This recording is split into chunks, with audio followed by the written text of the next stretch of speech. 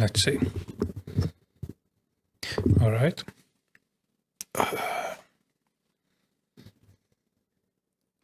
So today is again stream day, which is about as unpredictable as it gets, with this time a bunch of music, because I've been collecting these over 2 weeks now. That's crazy. I thought it was 1 week, which is pretty much just I'm kind of tired of the downfall of the genre, and I kind of want to set a baseline of where things are from just the average release. I can't speak today, I'm done. Just like the average level of releases in a week, which turned out to be more than a week, because it took me too long to collect these. Which is pretty much just, first listen. And most of them are probably gonna get skipped because the genre has kind of just gone to shit, if I'm being honest. Like, I don't know, let's just see. I'm gonna... Output there is fine, but output for me is too loud. Okay. Kind of wonder how long these are when I get up. Which, if I'm correct, is gonna be right here. Or not. Okay. Just kind of like basic style to begin with. Although the synths themselves are new for him. But, the fact that I'm speaking is kind of just evidence that it's nothing special.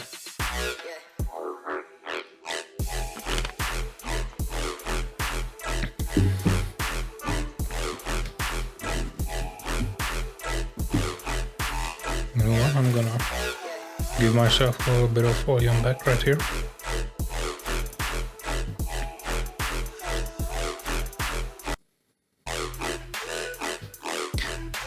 It's one of those fine to leave in the background, but not really the main focus ever, which is whatever, it's mid.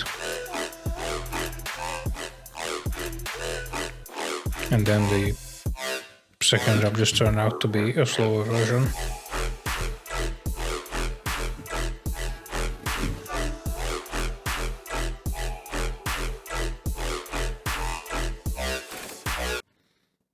Yeah, I mean, just on the first glance, skimming through, it's whatever, at the very least. It's a good beginning for a list that I expect to be trash, usually.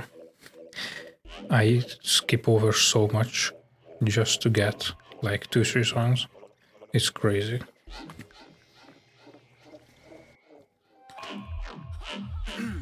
Yo. 1 2 1 2, yeah, wad. Weird and kinda odd. Autocorrect, Versace sounds. All my life is kinda fast, but I might choose a Lamborghini. Where's a fucking lamp? I want 3 wishes from a genie. I want all brand new CDJs, VIP, no GA. Festivals that we play in the beanie. Ha, make it black, bitch. On the black, bitch. Okay. I want a rack. Let's get a stack. Then I hit it from the back. I'ma let my demons out to play. Yeah, we gonna get it anyway. Yeah, we always talk is what they say. That's just not it though. Let's see. Yo. Okay, the energy just arrived right here.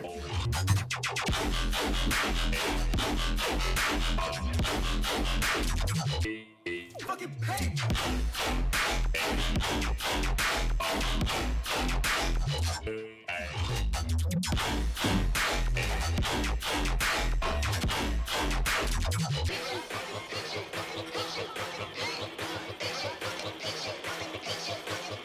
Okay.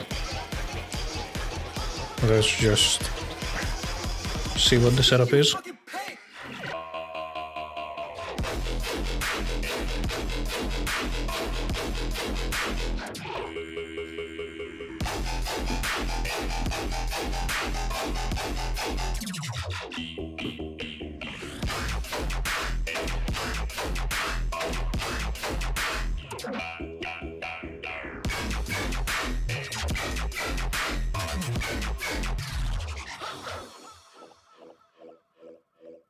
Okay, it was punchy, somewhat creative, and it did have a lot of synths that you wouldn't expect from either of these artists, so they are new. But I might choose a But this, I want 3 wishes from a genie. I want all brand new CDJs. VIP, no GA. Festivals yeah, that we the play in whole beanie. like insert rap part just doesn't work. Ha, make it black.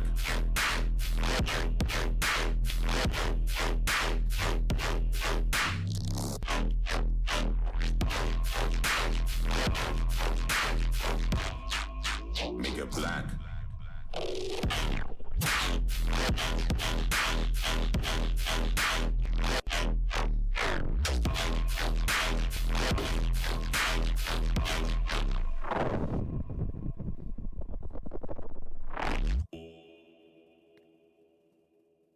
Yeah, the second drop, or third, depending on how you look at it, was just a slow burn. So the first one was mostly good, but it didn't warrant, you know, a cooldown, like level off type second drop.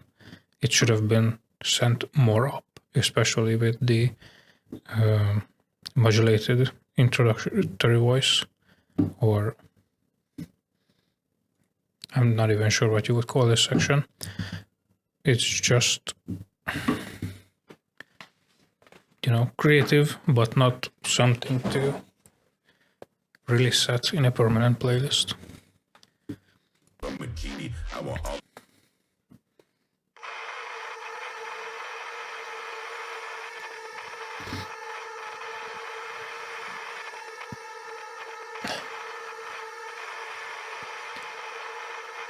Yeah, it actually is just too loud for me, because I'm looking over at the audio mixer section and it's fine.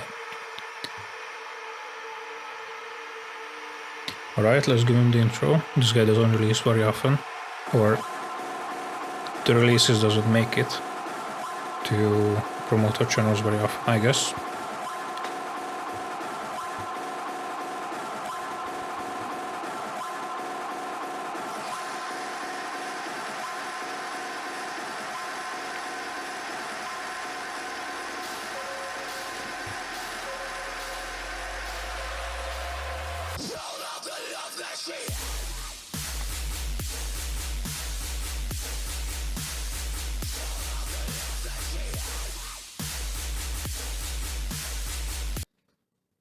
Okay, we got a very empty,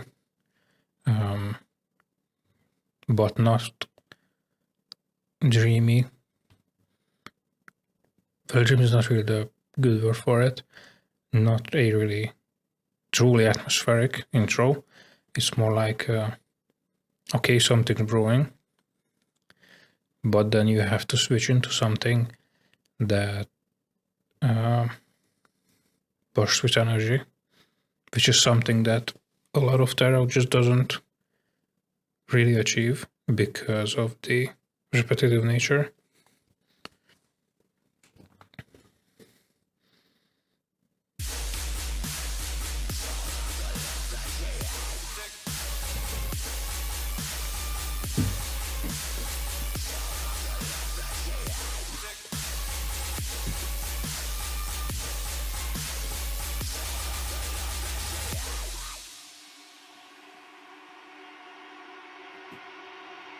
Okay, that was somewhat of a nothing burger right there.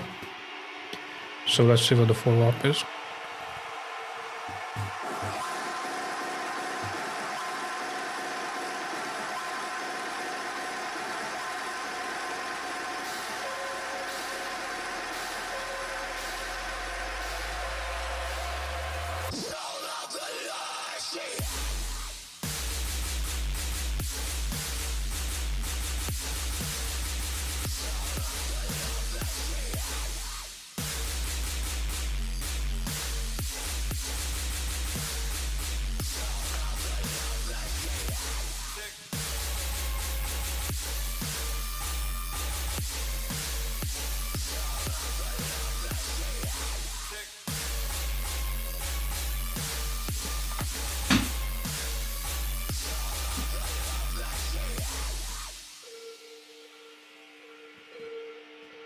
Yeah, I mean, Tarot has absolutely entered the era where just being, look at this big boom, doesn't work anymore.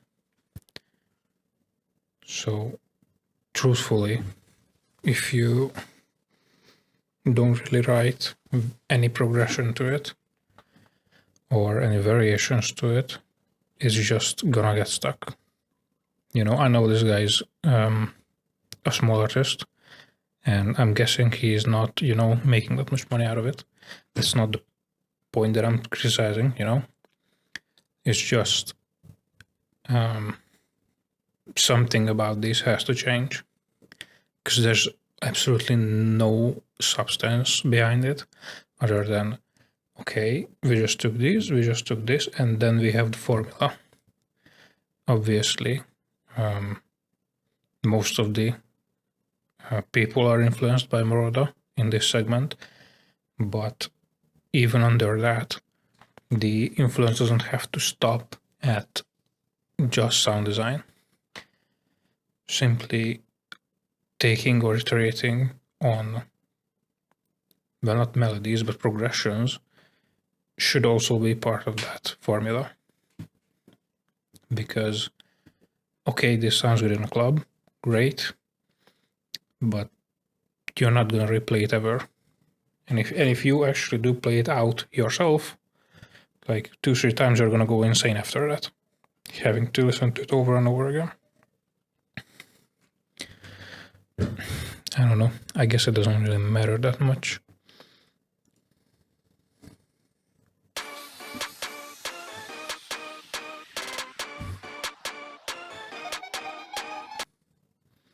And then we have, you know, kind of an unfortunate happening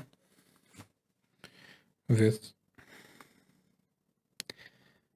you know, a duo that most people would consider goated, but based on 2 songs. And then some of the later work that is, you know, good and has a solid foundation,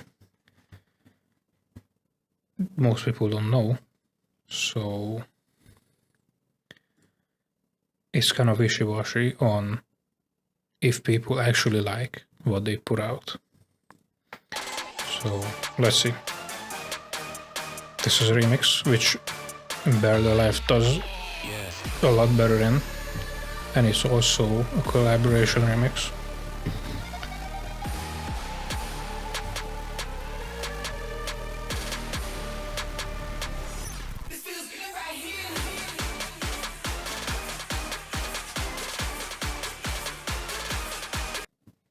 Again, this could be implemented into Tarot as well, just like having the build-up actually carry power into the drop, and also carry a melody into the drop, because they absolutely are setting up one.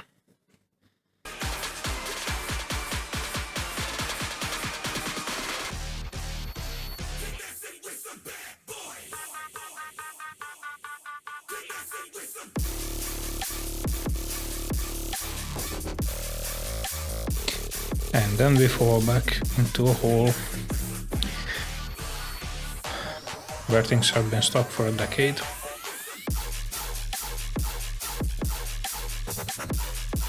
Okay.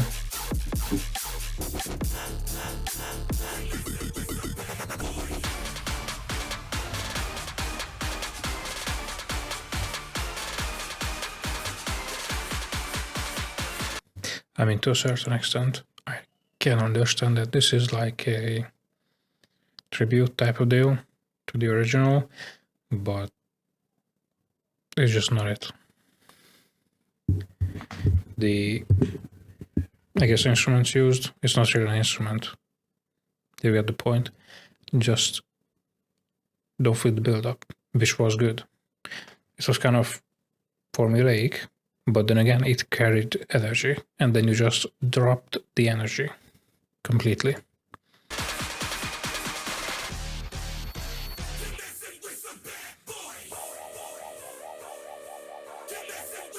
Especially with the fake out.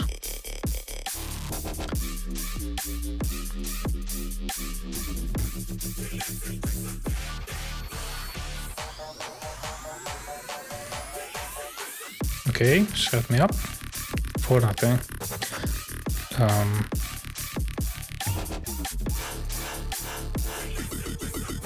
Whatever, we can write this one up to not really in the hardline part, you know, like not really in the Brilliant Terra space, which is fine. It's just boring, honestly.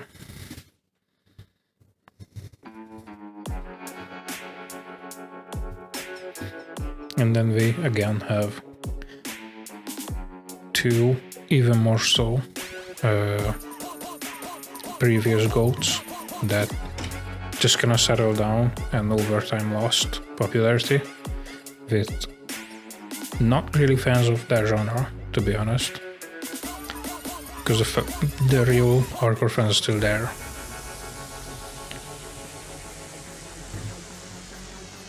It's just, you know, after former popularity, you would rather have it back.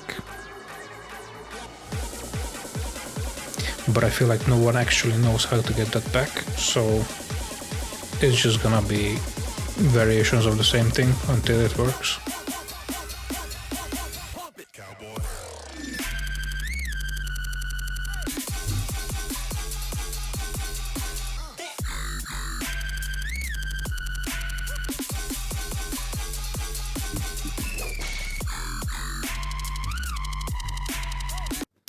Alright, that's absolutely just abominable to listen to, so let's see. I'm guessing there's no switch on this. Okay, we're getting some tempo in it. And then it's overshot. Why not?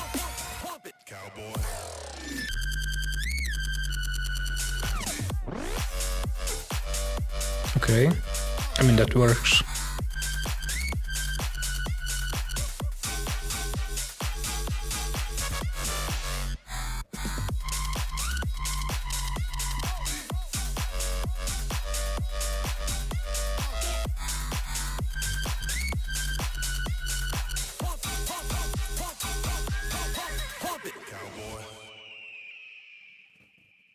Yeah, I can see the vision to take it to, but then this vision is stuck behind, where is it? 3/4 or 4/5 of the track. So, okay, you have a base idea that's not really worth it, which obviously can be seen from the fact that they made a not just a variation but a complete switch up on it. Why not just take the switch up and then work off of that? Because this does need more work at this point. Maybe even if you know, it is more work, just taking the second part and then VIP, because then it results in a VIP that is completely separate and honestly just better. Because like, let's say you're talking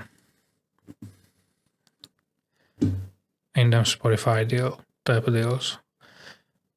If the platform throws this to someone new, which is what you would want, you know, to get this, to push this more, to become more popular, because I can see that there was effort between it or behind it. But let's say you get it pushed, the intro doesn't catch, then you have an abominable drop, and then behind another midsection, you have something that's actually enjoyable. No one's gonna wait for that and not skip,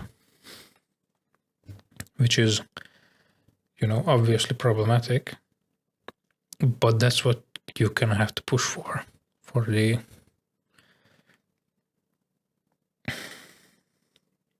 what would you even call it? Kind of the short form brain of the internet right now. because, you know, it's just like, okay, I throw away TikTok, whatever, who cares? There isn't that much work behind that. But if this song takes 2 people, like 3-4 weeks of work, you have to capitalize off of that work. Because it should be deserved, you know?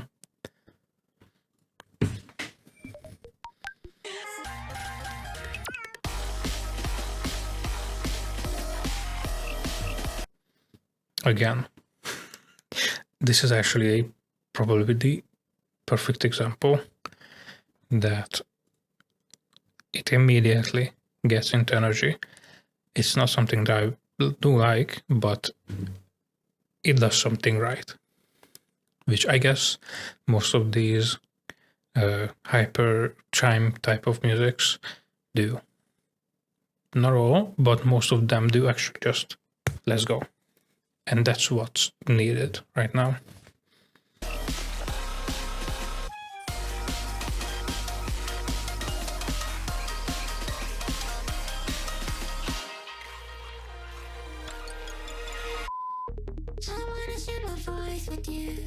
Can you tell my tongue is tied? The lump in my throat doesn't want me to sing for you. Yeah, I'm good on that.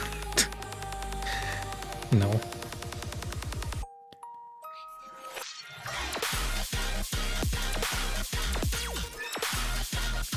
Okay, and then this is also, first of all, you have a good singer. Don't ruin their voice with this weird modulator stuff. Why do you get them in the first place then? Second is the formulaic drop. Like I've heard this same thing like 17 times.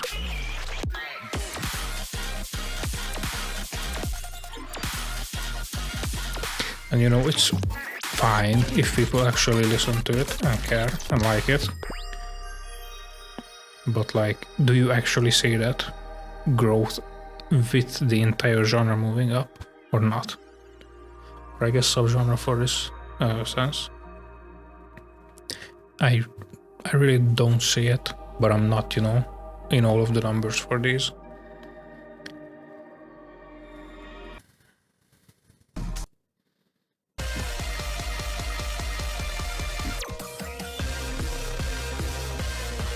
Alright, we got some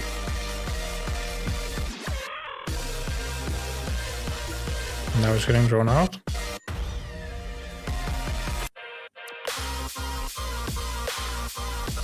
Yeah, they started building some energy and then forgot and then just started this. Which is again a very weird section.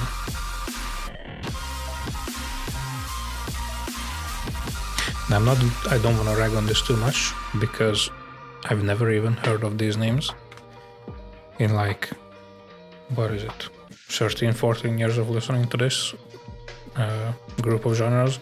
So, you know, for first, you know, big push track, it's not bad. It's just not my type of deal. And then this one we had already. This one is not a duplicate. I'm guessing it's an EP or album drop.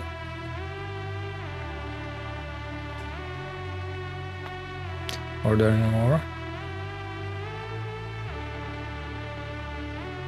No, it's maybe just a short EP or something. Although even promotional channels are getting very, very selective with what they grab off of entire like long albums because they can and because they have so many submissions. Like, if you just imagine like the hundreds of actual names and all of them submitting almost continuously, it's gotta be a very large selection that they have to get through.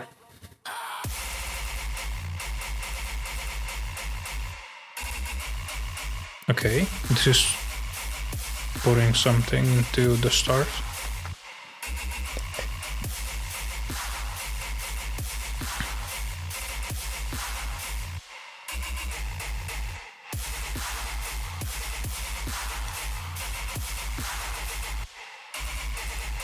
Maybe if I give this a little bit more volume, just to get more detail.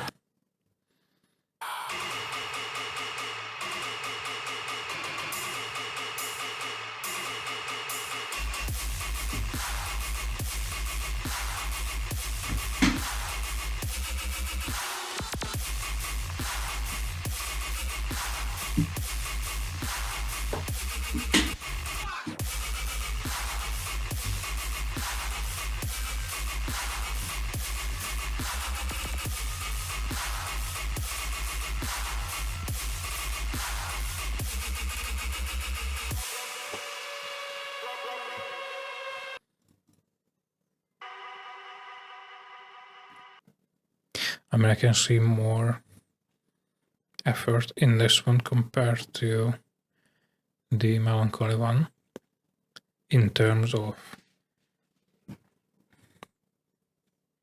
what do we even call this? Thinking through a flow, thinking through more complex structures than just in out, in out, in out. Because this has something that the other one visibly doesn't, or audibly doesn't have, but realistically it's still kind of just a bad copycat, which if you're putting this much time into something, you might as well put a little bit extra time to remove the various very obvious influences.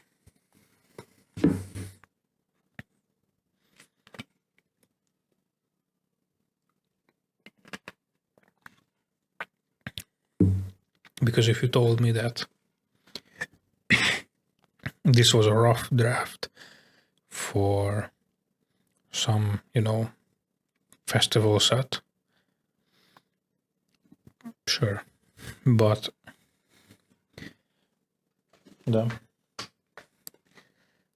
this being the finished product, it doesn't lead us anywhere going through. Because if you look at even like 2012, 2013 era, even heavy music, you could find some progression and some structure other than, okay, short intro, drop, out, and then maybe you repeat it twice. It's just not enough anymore. It really is not.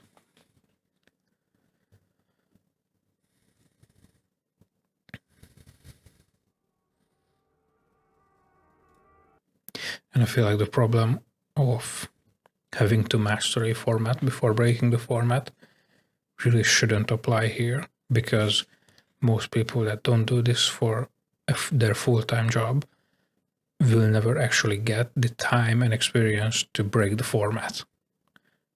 So just get a little bit, few songs in, and then start breaking the whole ideas, every idea that they have. Because at this point, it's just a lower time input version of the same thing that, you know, Moroder would put out. Why would someone play this over that in a very limited time, let's say an hour long set? Why would they do that?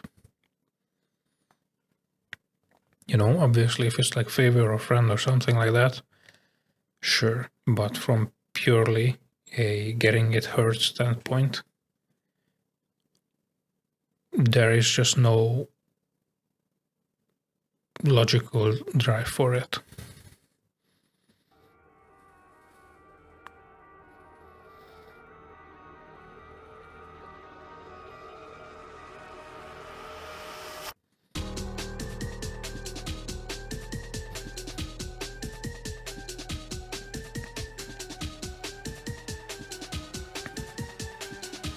Even just this very basic setup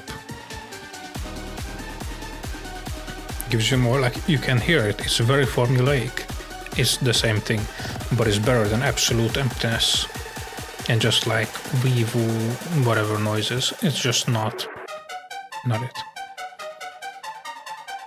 And then you can turn it into a fake out, and then you can turn it into a basic lead.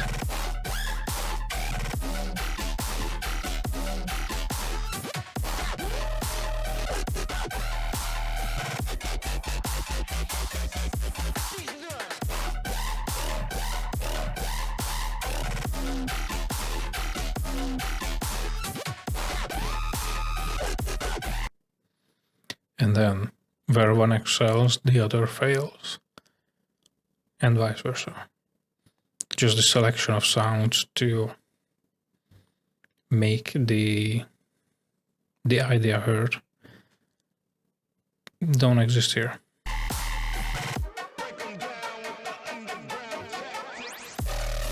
You know, nice callback. I guess accenting sample.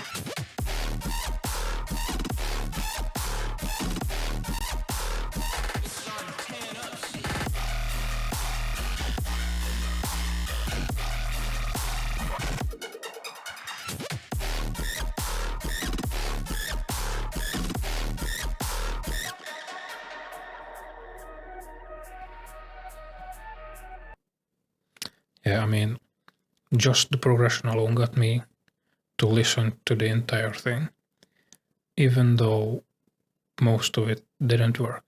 And I guess this guy's, or from my observation, this guy's tactic has been to stick to basic sound design for the most part, and then use the setups and use the accenting to make it work. But if the basic, or it's not even really that basic, but you know, comparatively basic sound doesn't work, then the whole thing just collapses under itself, even if you set up something very nicely.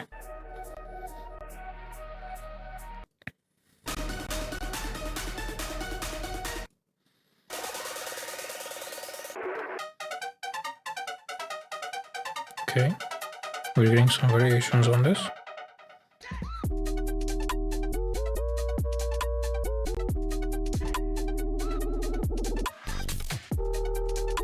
Yeah, and then that's something that's just not my cup of tea, really.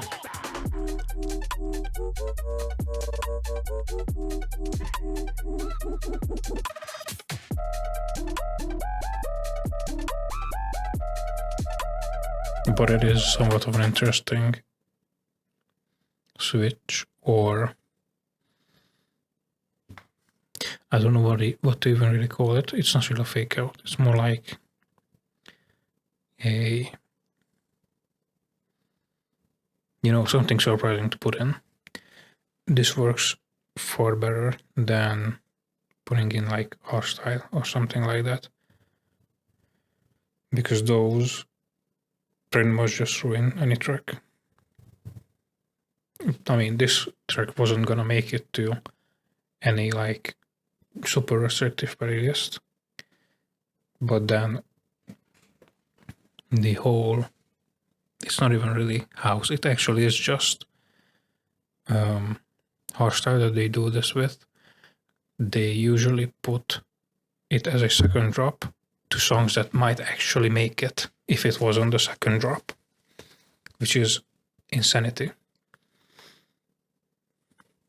because no one actually releases versions to streaming sites that don't have either the first or second drop.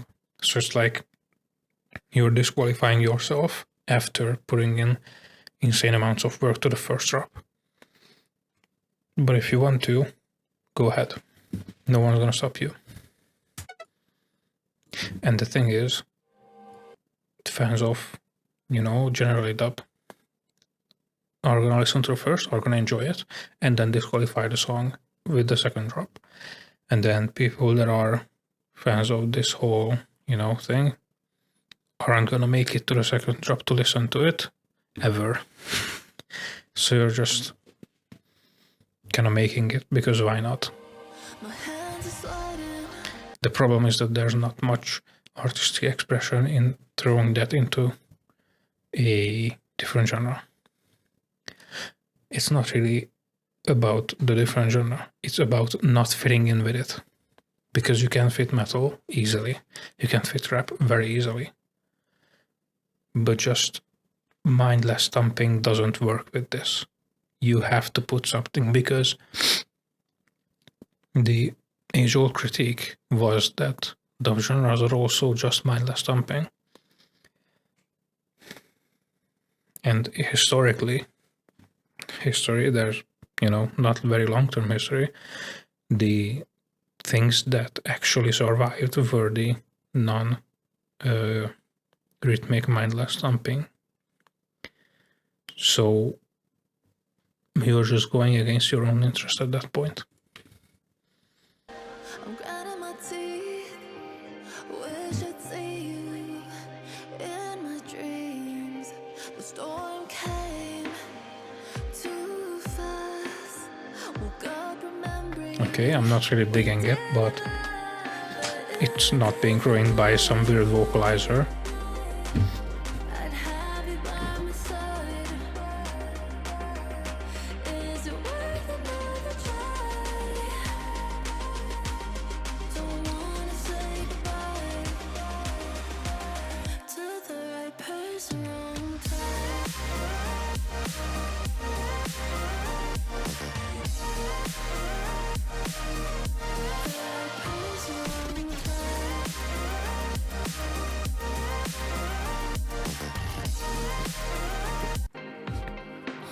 Okay, it's more melodic, more personal, which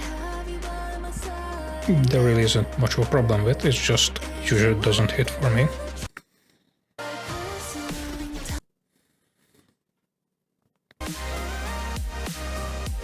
Again, this kind of breaks the structure as well, because you had the intro, you had your singing section, which kind of turned into a build-up, very minimal build-up, and then you start the second sort of drop, pseudo drop, very early, and have a break in the middle of it, but it's not actually after the first.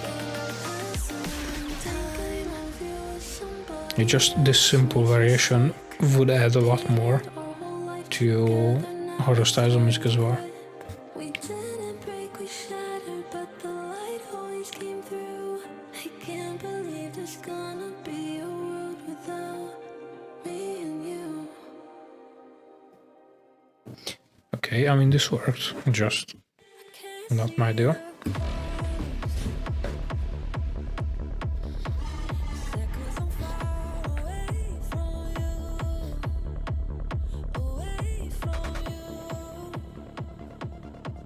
What is this even categorized? Nothing, because they stopped doing that. Thanks Monster Cat for killing your channel. Very appreciated.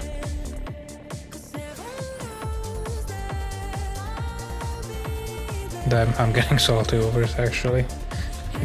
Every time I think about this, how much they had and how much they lost of that.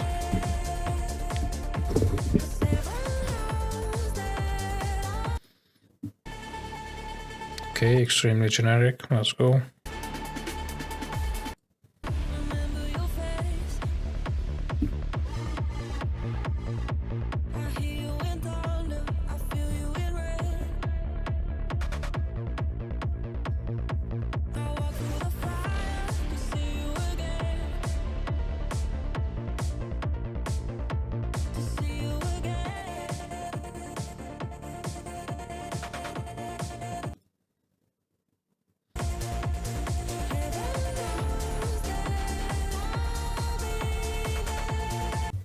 Yeah, I mean, it's fine to, I don't know, just put it on the radio and then you, I don't know, drive home or something. But then again, it's relegated to a background music role, which just isn't good Like, look what happened to rap. It was dominated by background music for years. And then last year it blew up. The whole genre blew up when it changed. You know? Like, if you go to a festival, are you really gonna just stand there and then expect this to do something for you? I mean, maybe it does. You know, I'm not denying that some people like it. But, like, why would you buy a concert ticket for that? Or use time out of the festival ticket if there are, like, you know, 6-7 stages at the same time? Drown out the noise. Numb when I'm voiceless. Okay, it's been 40 minutes. I can't That is just that is crazy. I didn't expect this to take so long. But I don't actually want to skip through everything, ghost turn white. because then what's the point? Grip my throat tightly. Why can't I just let me fucking heal? What do you want? Everybody wants something from me. Love me when I give. Okay. Starting to build up just as a fade in. And then it's very short.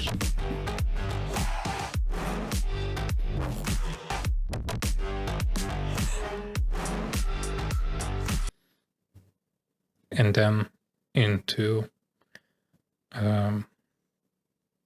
where is it? The somewhat simple main lead with great accenting, which does work here because it has the other layer of the vocal.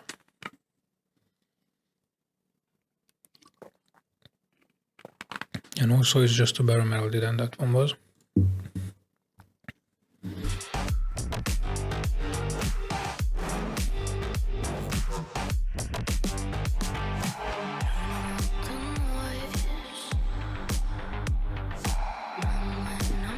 And then again, you carry the energy even through the off sections, which is actually like pretty hard to do, because the exact point of that section is to stop the overload and give breathing.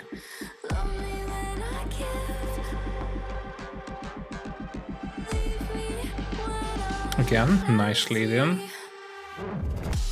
but it's very subtle still.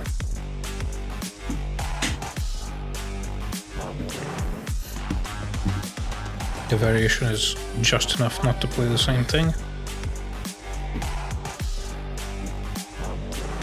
So there's not much more left to ask from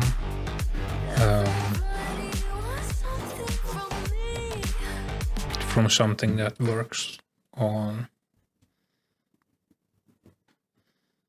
simple sounds, which isn't inherently a bad thing, but you know, it sounds like I'm saying it was a bad thing. That's not the point. The point is that it has to be used in the right context, and something to notice is the accenting is a perfect complement to the main simple thing that's happening, and also is layered with the vocals as well.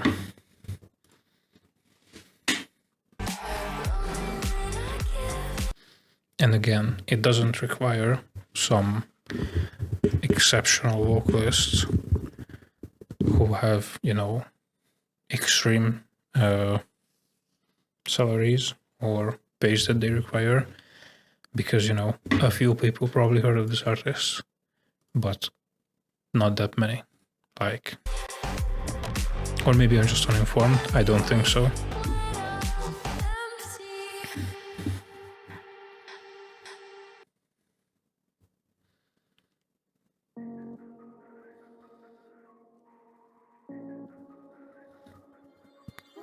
Okay, nice catch. Just enough to keep like the whatever random Spotify listener interested.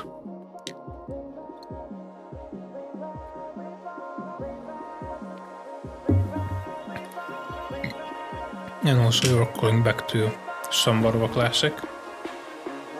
Most people that were there are gonna at least remember the vocal sample, even if not the artist or the song name.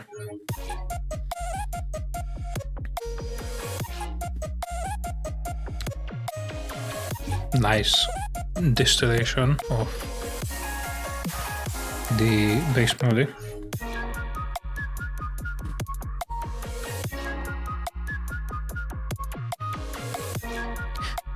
And something for the more hyper pop type subgenre is the simplicity works, because there is just the main lead, obviously it's layered, but just the main lead and then one accent, and it carries very nicely, which is something that doesn't really happen often in that genre. Again, and it's a recycled lead completely.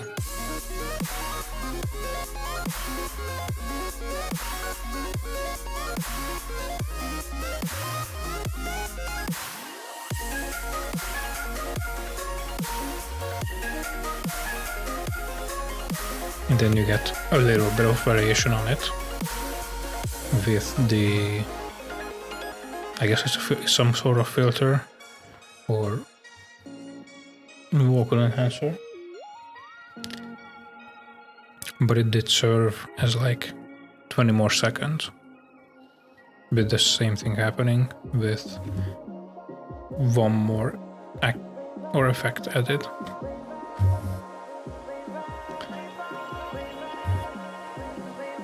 And then he's pretty much setting back to the first section again seamlessly, even though there's not much happening in it.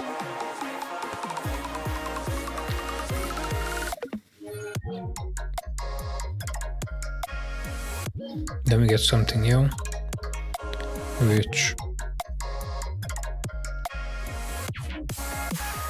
as far as I can tell, is adding just more notes into the bass melody,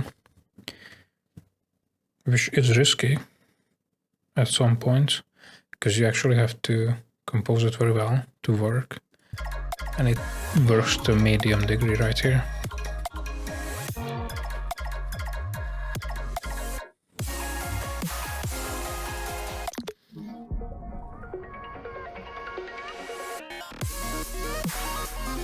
Okay, so then you had the accented section or break section, and then back to the, where was it? It was somewhere around here already.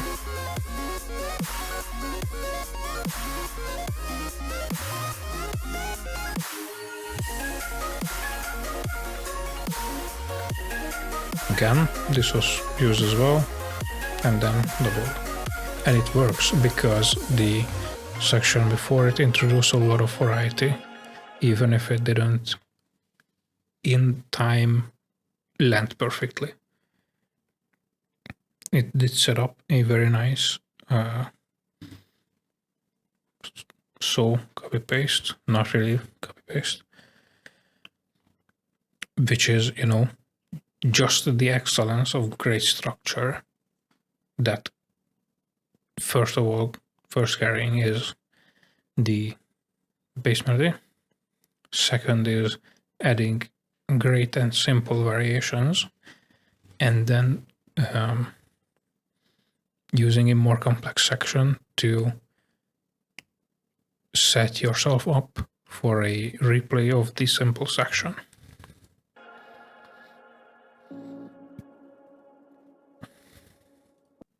Because truthfully, I don't like this genre, but this just works because there was thought behind it, which goes out to this melancholy track. This track is not even all of this has to be done, but just simple resets or adding more melody or nice variations, like sonically pleasing variations, because just showering harsh noise into the void for a track just doesn't work anymore.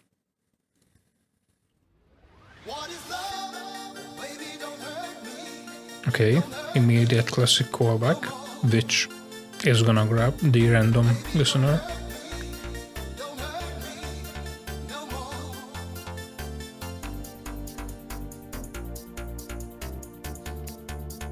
I'm fairly certain it's just a filter on. No. That just kind of sounds like EQ on the main lead. But again,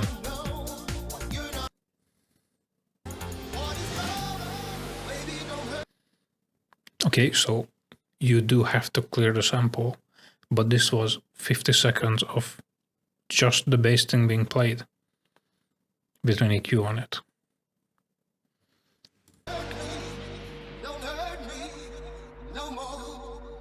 So, kind of the talent of filling time,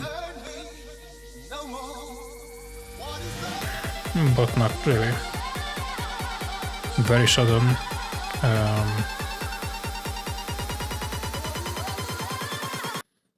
Very sudden and very uncalled for introduction to the what is it? I'm actually forgetting to speak as time passes.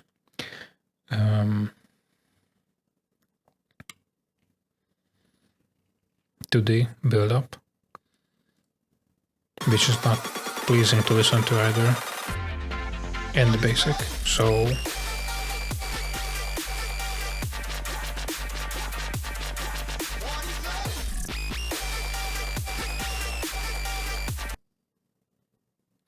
what is this based on? This is similar to a very old track. I just can't remember the name of it. I think it's one of the very earliest Knife Party songs that popped off. But this one just does that kind of more repeatingly.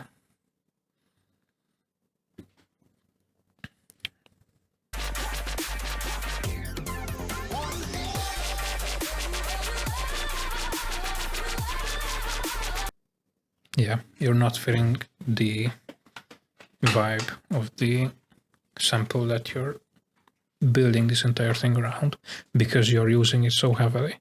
So we had 50 seconds of just that. Then we have it in the middle of the drop, which I'm guessing ends somewhere here. Then I'm guessing the middle section also repeats it as well. So the very little that you do add has to count and has to make it different. And this just doesn't sonically fit. Like, okay, you put it above it and cut out the frequency range for it to be layered. But like, come on, man. And like, if you had to reconstruct the synth for it, okay, sure. Like, I can understand if there is more hidden work behind it, but that doesn't change the end result.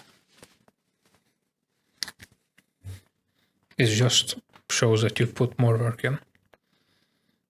That doesn't actually matter to some random dude that happens to be pushed into this right now slim niche on Spotify. For this song especially, a lot more than the standalone ones. Like, remixing a classic will have listeners of the classic be pushed into this, and then when you start with this very sudden build-up introduction, they're just gonna click next. And, you know, you would whatever you do, lose a lot of these people because they're not even remotely connected to the genre, but doing something that the listeners of the thing you're remixing wouldn't ever listen to just won't work.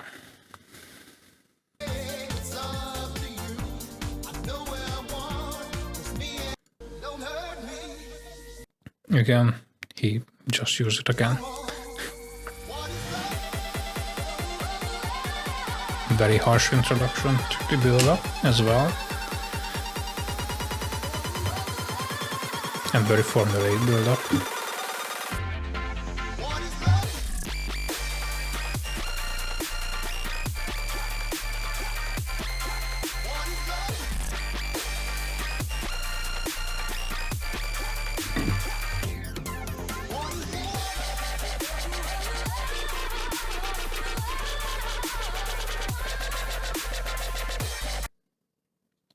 I guess my problem is, if this was intended to be throwback to 20 something,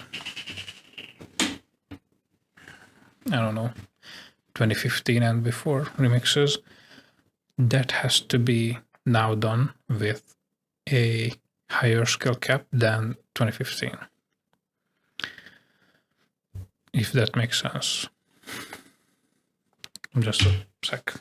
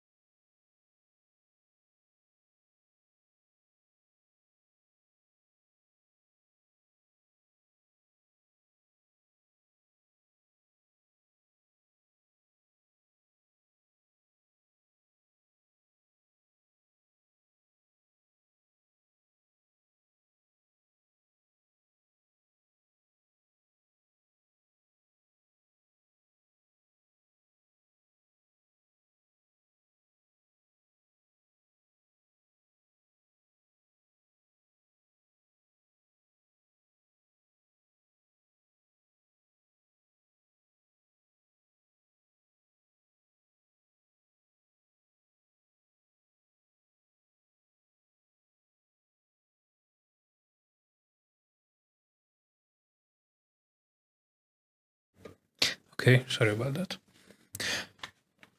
Oh, hello, Mrs. Nirables. Hope you're enjoying whatever confusion I'm doing here. You know, just to recap, I'm guessing you weren't here before. It's pretty much just I've collected new releases in the genre that I've been a fan of for 10 plus years or so. And I kind of want to establish like a baseline of where the genre stands, because it's been stinker after stinker release on pretty much all of the main channels, and it's been in a stagnation for a very long time. And I'm guessing it's never gonna reach the creators or the musicians, and even if it does, they're not gonna care. I'm just gonna do it anyways, you know?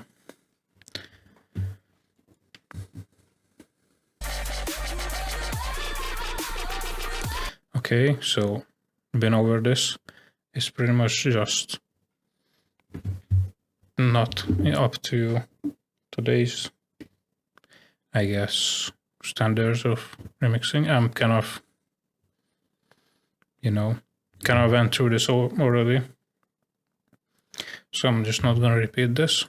Let's just move on, because it's already been an hour and I'm halfway done with this. I thought it was gonna take like 30 minutes. There's just actually too many things. Okay, this is too much in the output as well.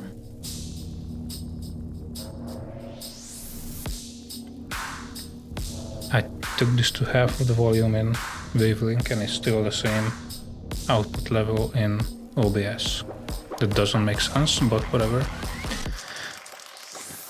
Okay, again, kind of unheard of person for promotional channels with something unconventional, although not unheard of, from the... I feel like the funky influence would be from Subtronics, because it is very much his dedicated style, or it was in the past. He kind of abandoned that by now, but it is more formulaic right here.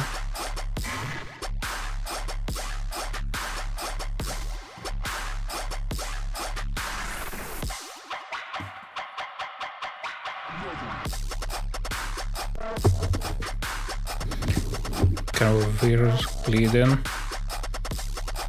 more of a fake out than a lead-in, which is interesting, to say the least.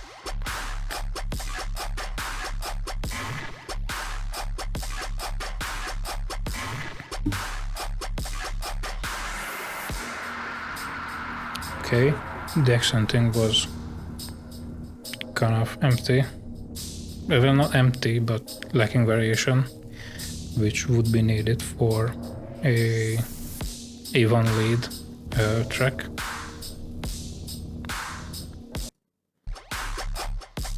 And then you get a replay for the second drop, which is better than sampling in some whatever other genre, which has been happening a lot.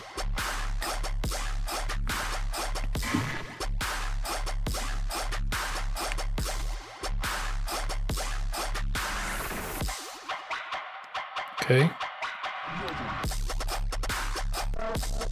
It's pretty much just a complete repeat from here, but it is again the aping already existing and already popular for the limited reach of the genre artists.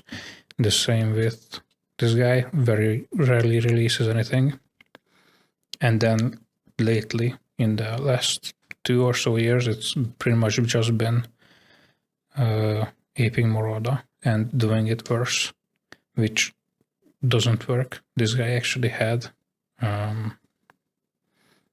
his own, like, I wouldn't really call it a completely new style, but his separate flavor of tear out. Although with this guy, I don't even remember.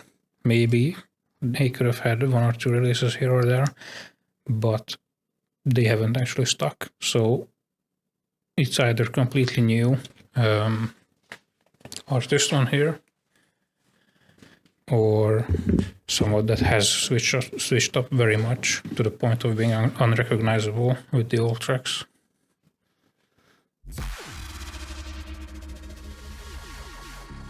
And then with the next remix, of course, again using up a classic, and what I'm hoping is that it doesn't do the problem or fault of this previous one by Heritage, of just playing the bass thing and then some cutting into something that doesn't fit it at all, and then again, what was it? It was like 50 seconds of the bass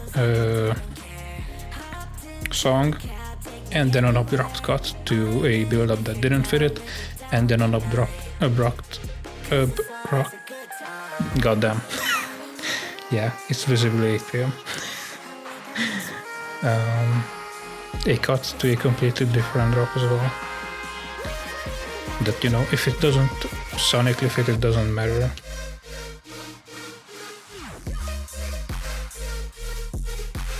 Okay, kind of a low energy take, which isn't problematic.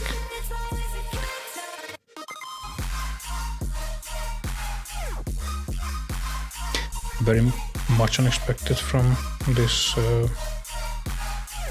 artist, and it's a very simple entry into the more hyper pop type of tracks. More of a very easy entry as well, because if you think about it, they're not gonna be able to match the Where is it? I lost it. Goddamn. They're not gonna be able to reach people that have been doing it for a long time, like Chime.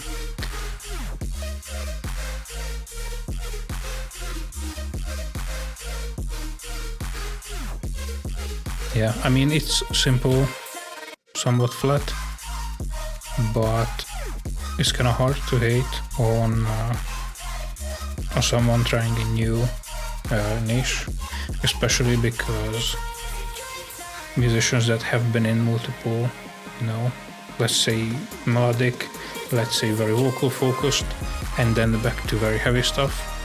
The heavy stuff was noticeably better because their production style has evolved with trying to make the other genres as well. But as it stands, it's just whatever boring mix at this point. Okay, Uppercut has never really been my thing. His sounds are kind of just weird. Same thing with this Tracy, or however you say it, artist. So yeah, the intro has been pretty punchy so far. Pretty much immediately went into a build-up, which is formulaic. Okay.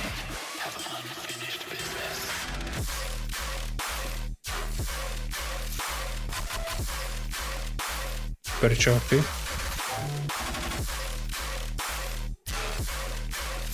Which has been a problem with Tear Out for a long time.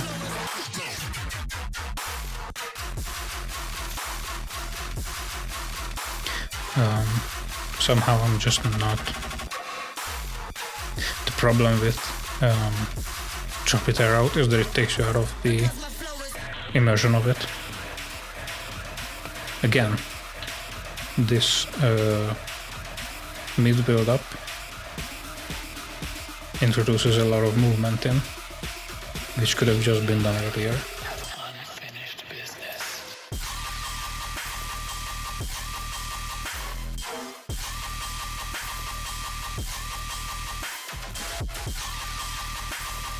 And then the drop just reverts into screaming.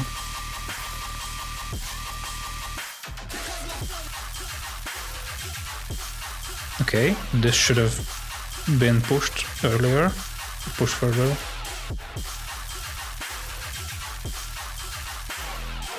Because this has at least something to carry with it.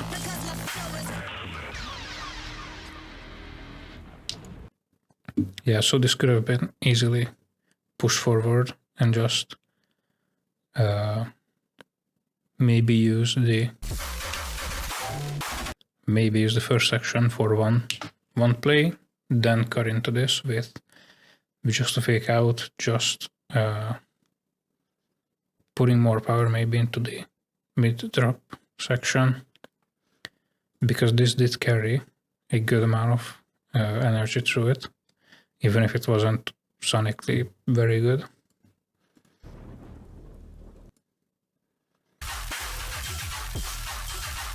I can't even really harp on the sound itself because it wasn't horrible in that section.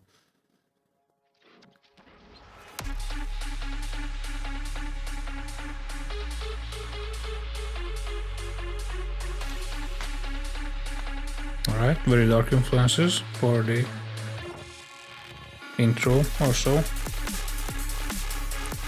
But again, can pick up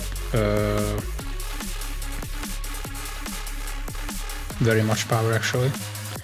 Let me just get this. Is it gonna load it? Oh, it can't. Sorry about that. But Chatterino just doesn't load it back. Can I? No, because it says it's in read-only mode. I'm guessing the OBS window plugin or whatever this is doesn't have moderator privileges. And then if I open up a Twitch window right here, Where is it? Maybe the dashboard can go back. Okay, it's muted. Yeah, it can actually roll back. Let's just not block. I want to ban. Why does it not do it? Is this not a moderator window as well? It has to be. Report done.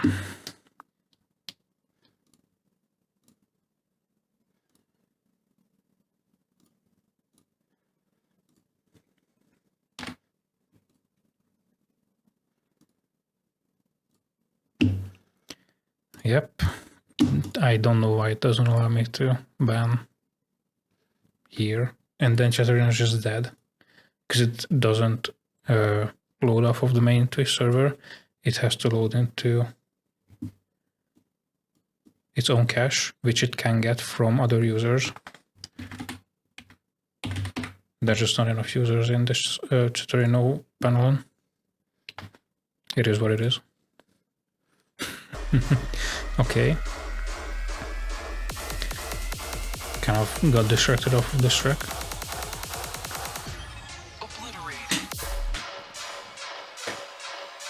Okay. Funky will fake out.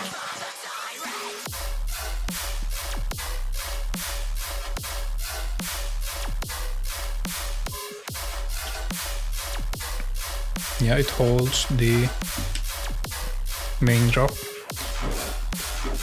for a very long time without accenting.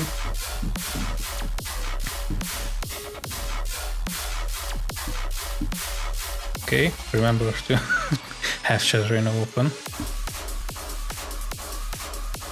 It's kinda just very upsetting that it doesn't do it.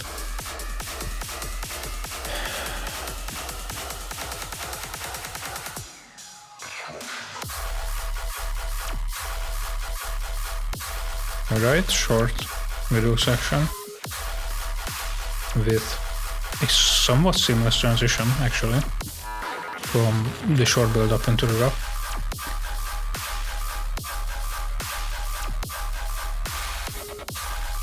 Now you can't really call the drop very high quality, but the transition was actually very smooth.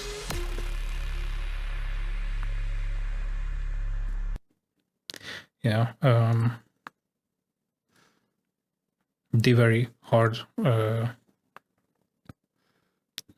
ones are pretty much just when you can't actually add anything to it. It's just mid.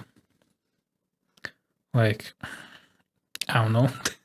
It's fine, like, you know, but it's never gonna really make it to most people's replay lists. That's actually kind of the point where it's hard to even give pointers, because as much as I'm harping on it, or most of these, it is kind of the point, because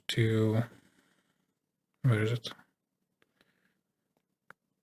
To just a dude that is kind of very new to it, or doesn't release often enough to make it onto the promotional channels often, can take a lot out of, you know, just basic pointers.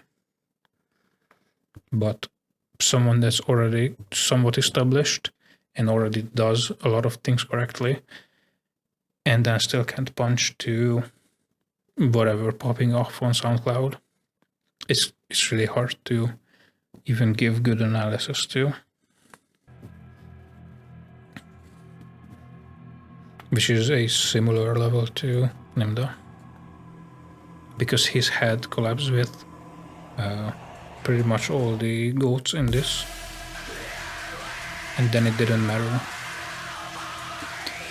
Is it? It's not loud in the output. It probably is very distracting though. Yeah. I don't know how it's so much louder while actually the objective measuring bar shows like the same level of volume.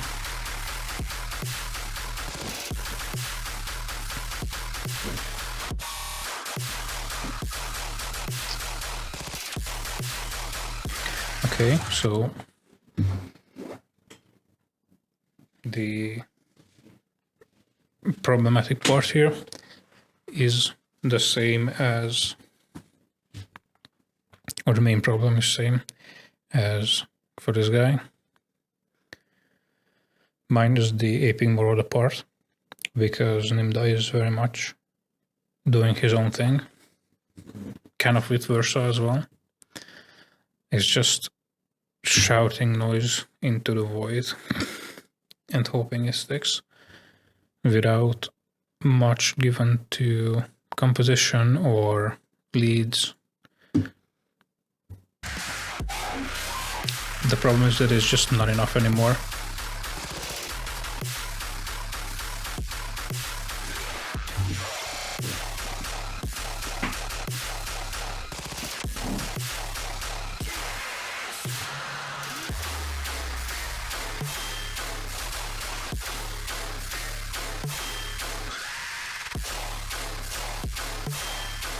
Yeah, there is some level of differentiation, even for very heavy Terra fans, between horrible noise and something that actually bangs.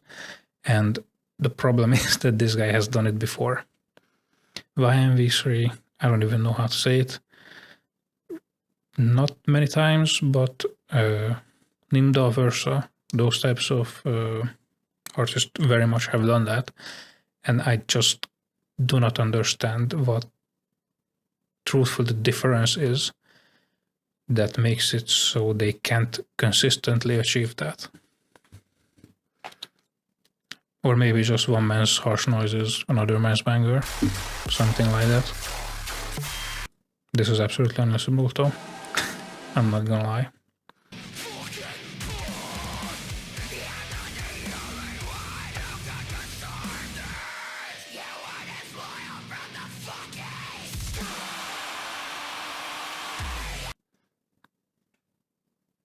Goes back to a previous point as well, where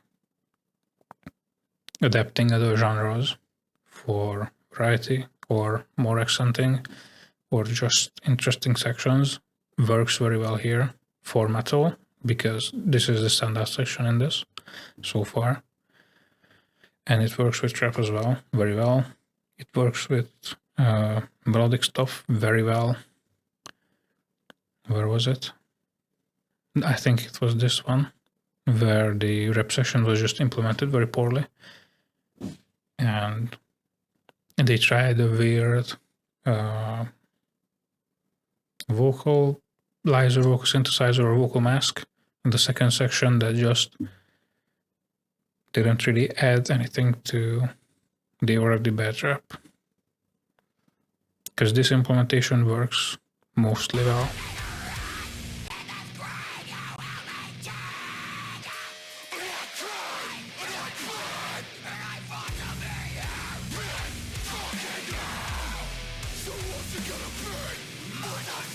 Yeah, the problem is that it's just too choppy to really carry the melody through. And with, you know, metal on top of the screamo, just playing a guitar like that is in and of itself impressive, but for something that's pre-recorded, it doesn't work. The same impressiveness is not there.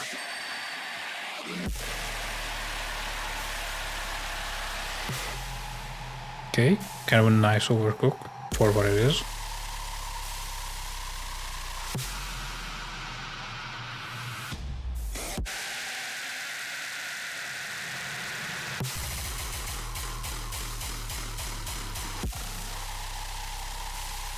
Okay, he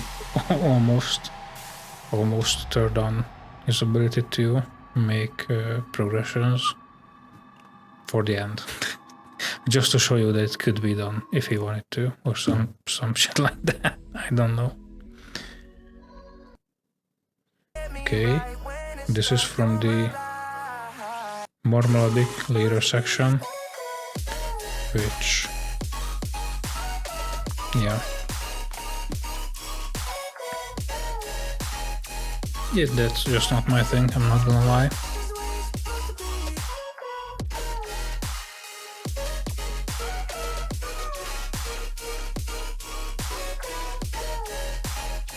And the first problem is that it's very formulaic.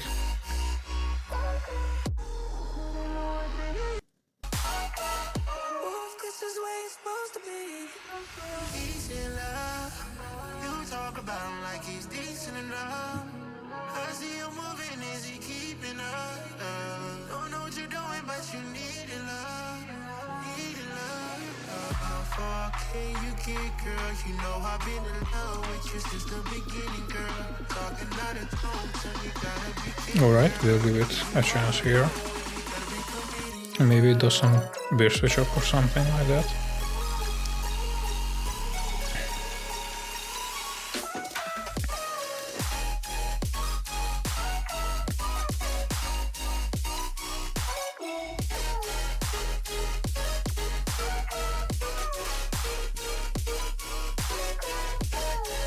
Yeah, they just tried taking something that's, you know, the whole soft Loverboy thing, and then added it on top of or under a very formulaic, well, not really hyper pop, but off of that whole group of subgenres, and then just did a repeat, which I don't think it does anything for the listeners of the original to push it to them. And then, I mean, there is probably a subsection of listeners for very hyper pop-y music that will enjoy this fusion. I'm just already not a fan of either of these. So adding them together just results in a more of a negative.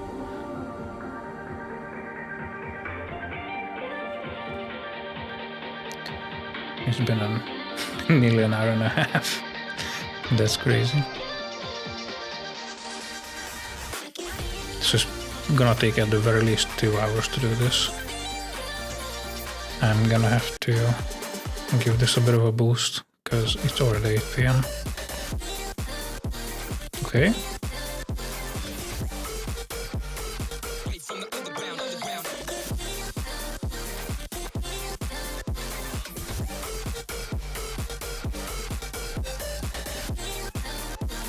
It's very off electro, but it does, you know, carry a lot of energy even out of this drop section.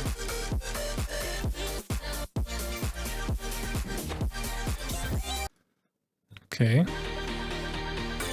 Then of course you have a slow down into the vocal chops.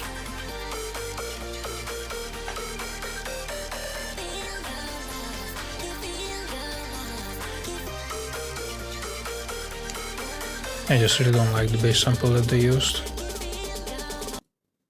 Okay, build up probably, just, yeah.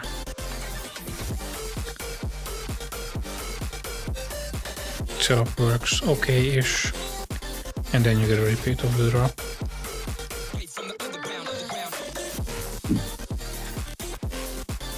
Yeah, I mean, I can see this being someone's, you know, big banger of the week.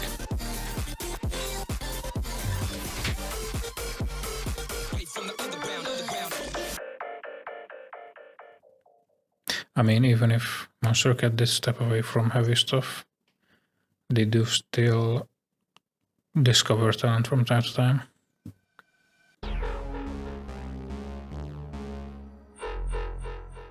Okay. Tried for the low atmosphere and then gave it up.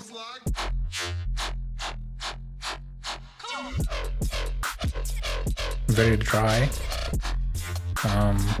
Which is kind of unlike this guy from his previous releases.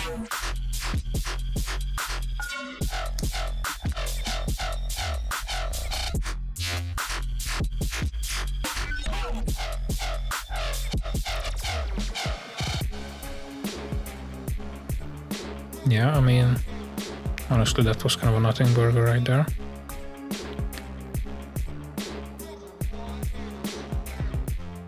Although I did go on expecting straight up nothing.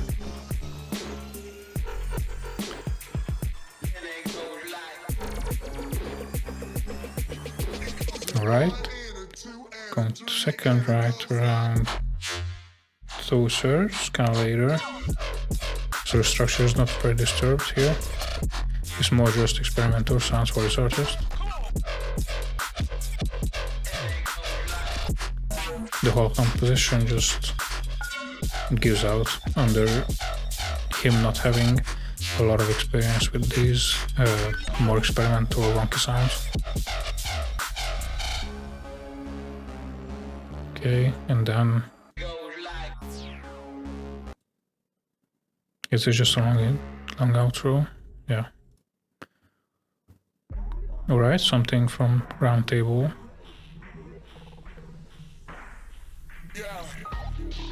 Oh yeah, Roundtable's been going on for some time. Kind of, I don't know why Disciple stopped dropping the Roundtables, like, kind of like an album, which might actually give more time for the individual artist to shine, but then could also be interpreted as just leeway for their big main, signed artist to not drop for a little while more, which would be preferred to Roundtable.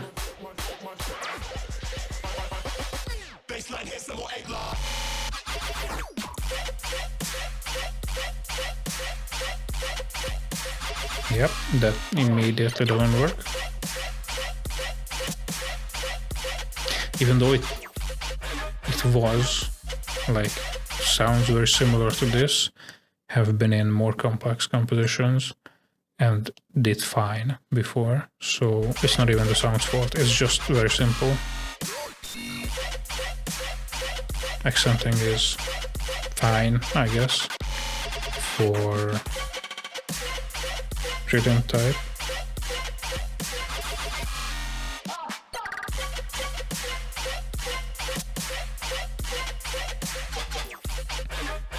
Alright, I'm just...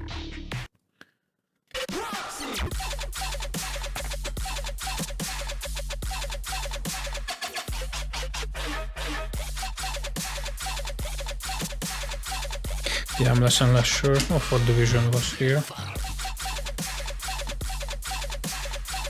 Okay, with the starter kick, this small section was fine.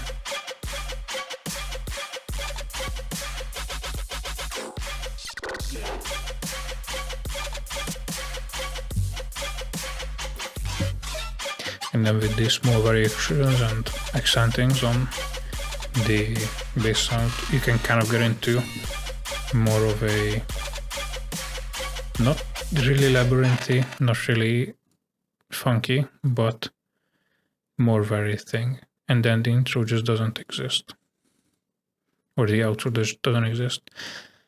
So truthfully, again, the feel is that you had this destination that you wanted to arrive to while making it, and then for some reason the basic step of just the sound and then some very basic accents made it into a first drop, which already will turn off most people, because if you need people to make it to the second drop to get stuck to something, it's already too late, because the TikTok brain of SoundCloud, or not SoundCloud, what is it? Spotify as well. Because, where is it? The chime track was actually just a perfect example of one very simple melody immediately catching, then carrying and building upon and varying that one melody. It's not even really a melody, it's just like 4 bars.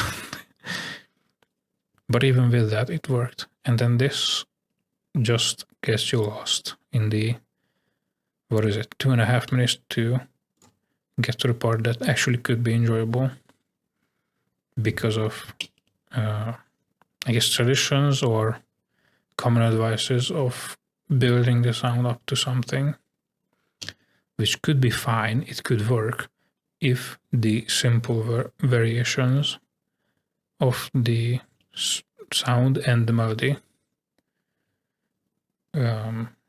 work as a standalone thing, which this lacks.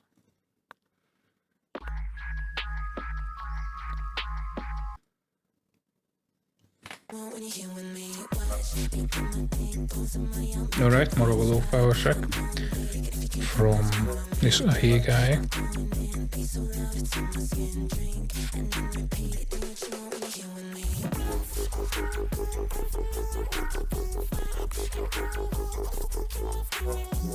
Yeah, kind of just not my thing, but it is very recognizable sounds from other artists in this, what is it, 1 kilo energy genre, subgenre as well. But it does somewhat work with the continuous layering.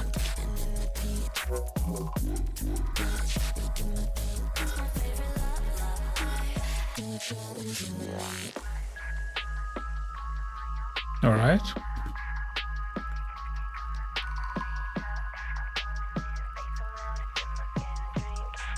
Something that kind of looks complicated to achieve is carrying energy through the off sections of an already low energy track.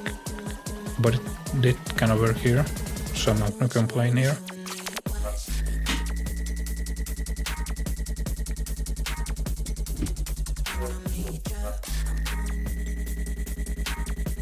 Okay, we get some variations in the second drop as well.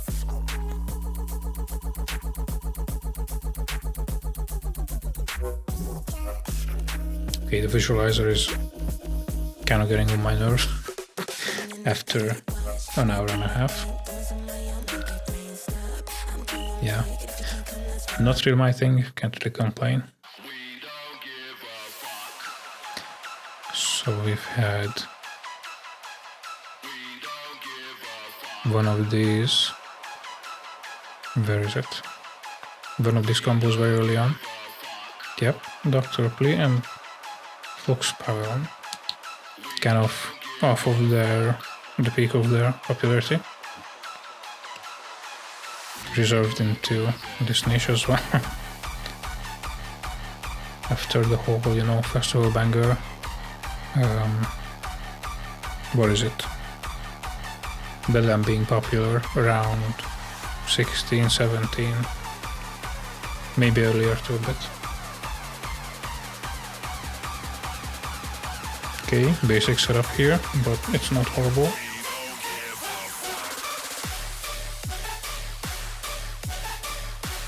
And then you evolve on the sound of the introduction, which is ironically where is it? What the earlier track from these two had missed completely. Because it is basic, it is still kind of a house-inspired festival flow, but it does work here. It's more like an evolution of that into a heavier composition, although the same thing has been repeated like 7 times now,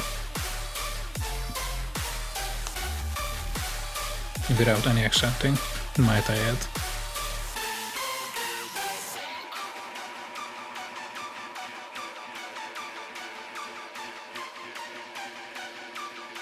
And it also does harken back to the times where, you know, this could have been like a weird chant, edgy, whatever, that they could have done at shows, which was a weird trend, but, you know. Okay, we get it, you're gonna introduce us to the next thing. That hopefully won't be the same thing as was repeated here.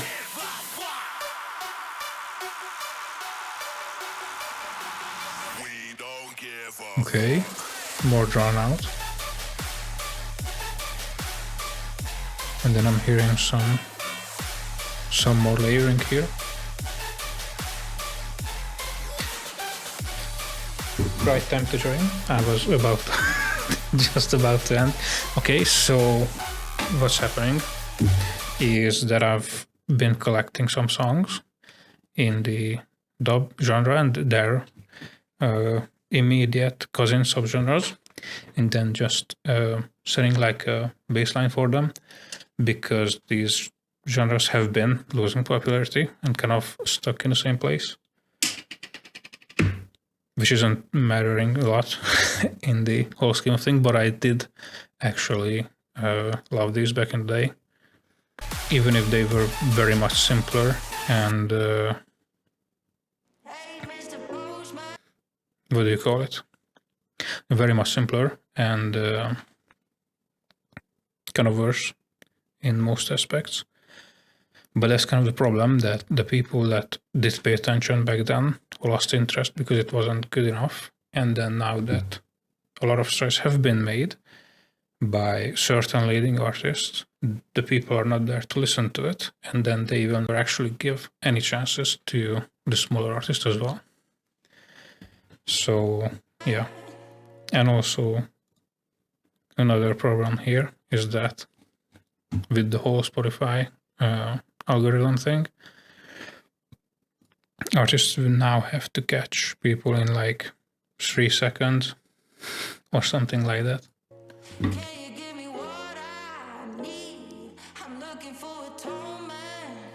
Okay, decent lead in. I'm not sure if this is gonna be more of a melodic.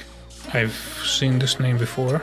I just don't remember their bass style that they do.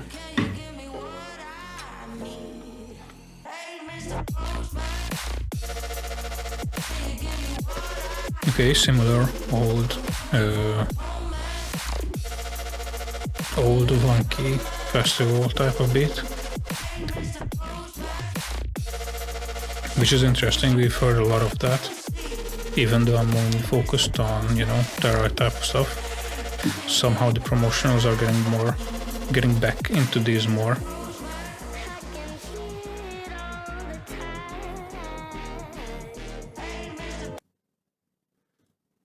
Okay, is the output volume on that one? Yeah, it can use a little bit more right there. Then I didn't add a whole lot, hopefully it's not too much. Alright, very easy flowing, very non-confrontational. Alright, we have 4 more. I was planning on playing Doom after the half hour this was gonna take, but half it turned into 2 hours, unfortunately. But I will get back into Doom with the next game. It has what, 3 levels left or something. That's right around one long stream, if I don't do reacts. Okay, not really my thing. I'm not gonna waste time on this. It's fine. It has fine variations, fine accenting, decent flow. I kind of forgot about it even going on at some points, but it still isn't like, you know, relegated to the background. It still pops out a little bit. And then we get this with 2.5 minutes, and then a decently long intro for that runtime. Okay, we're picking up energy with pretty wonky. I'm guessing this is sampled from somewhere. I don't know the original, I'm sorry. But it does work decently here with the vocal mixing on it. And then we go into weirdly a virtual right type complex flow, but it's not actually varied enough for that. Yeah, the accenting is fine.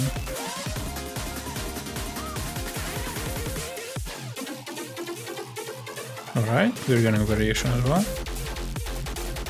This sounds surprisingly good for this guy.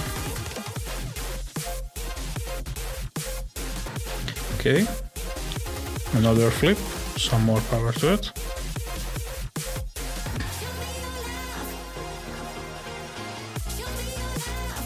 And then the structure. Is the structure gonna have another drop? Because it's not really required here with this short runtime. Okay, nice fake out. Doesn't really waste time with the introductories and gets back into the variation. Yeah, I mean, I can definitely say this is a nice callback to, like, what is it? 2016, 17 era Virtual Riot type beats, which is decent for a new Monster Cat release. It's more of a, what do we call it? No, you wouldn't call it normie because that's kind of offensive. More of a casual listener type of deal. It's fine. Okay, and then one of the Razzie House Neo, you know, reincarnation, what we call it? I don't think so. New style or so. Okay.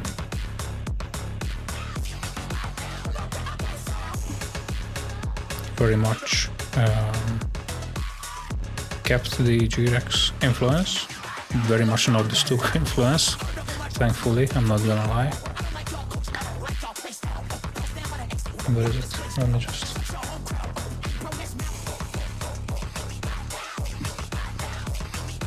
Okay, I like the vocal chopping.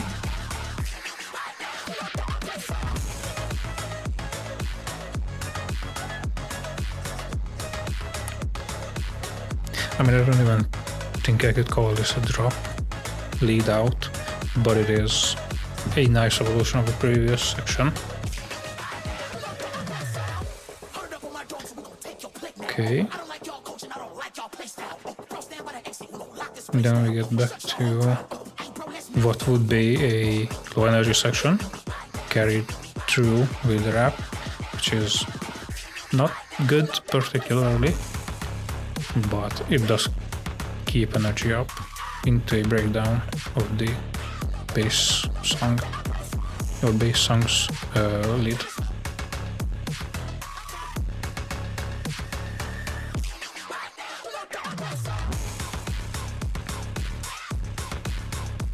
Okay, nice high order house type of evolution, I guess. I mean, that's kind of what you could call it. Okay, and then we have another version just as a lead out or a sustain,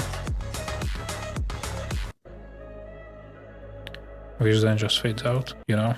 I mean this guy is actually a legend with his old name, you know, Razzie Hell. So the dude was extremely talented in 2012 and he kept that up. That's just that.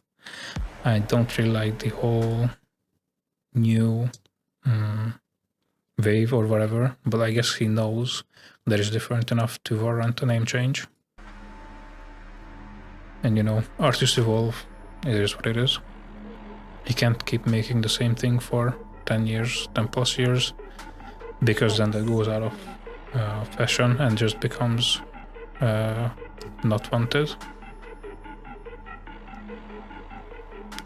Then going back into more roundtable, which is obviously, you know, a chance for not necessarily brand new, but very much unheard of artists to show off.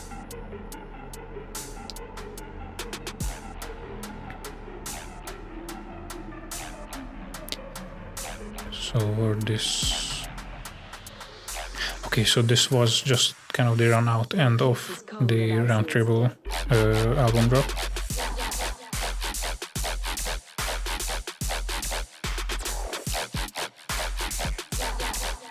Weirdly the same mistake as the previous one, this proxy guy. And just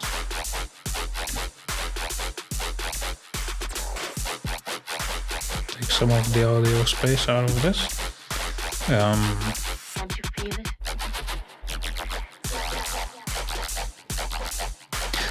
I don't know, I'm just again not bumping this. The problem is the same thing with the previous one, is that we're probably gonna arrive at a decent conclusion. That should have been the start.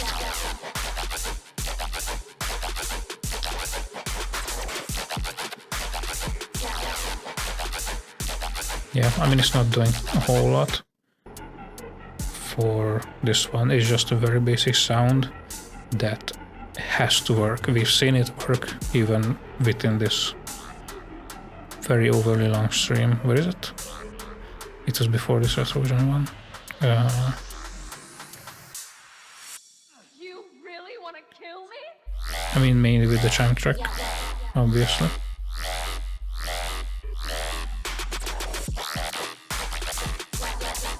Okay. We're getting a repeat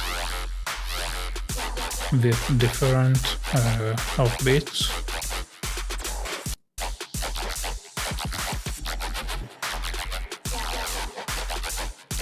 Yeah, so this proxy guy managed to resolve the basic issue with most of these Roundtable tracks by the end, and then this one just repeats. Which, whatever, it's his prerogative, not mine. But you know, it is also worthy of remembering that these guys are completely new, so you can't really be that harsh on them. Okay, nice little string intro into a decently low start for the, what is it? For the build up, because even this, where is it?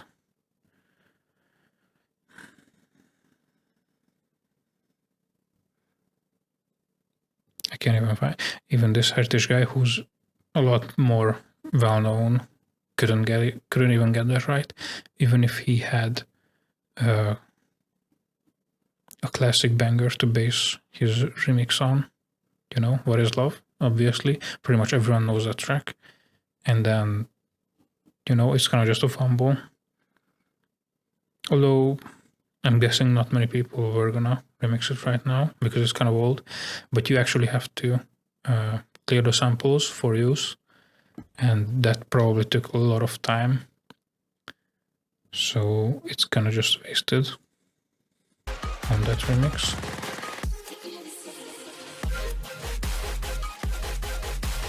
Okay, we're getting more of the hyperpop type again, which is whatever. It is just somehow always works at a basic level. Because like, even if it is bad, you can just like,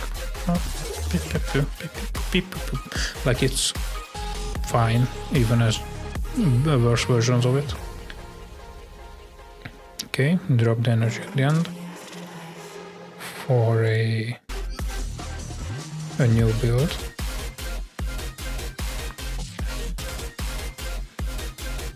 Okay, 2, and then we get a variation, then a repeat on the variation. That's fine. Not very complex structure, but it does evolve the bass thing, which I didn't like as much. Okay, are we gonna get? No.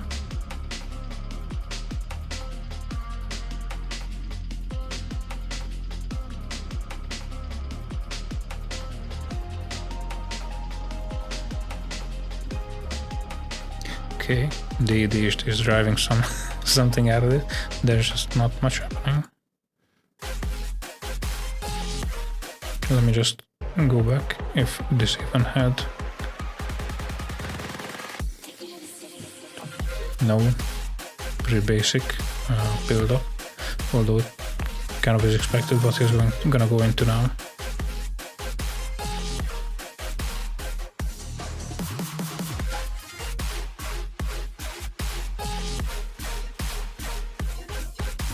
Yeah, I mean the problem is that the bass sound doesn't evolve enough.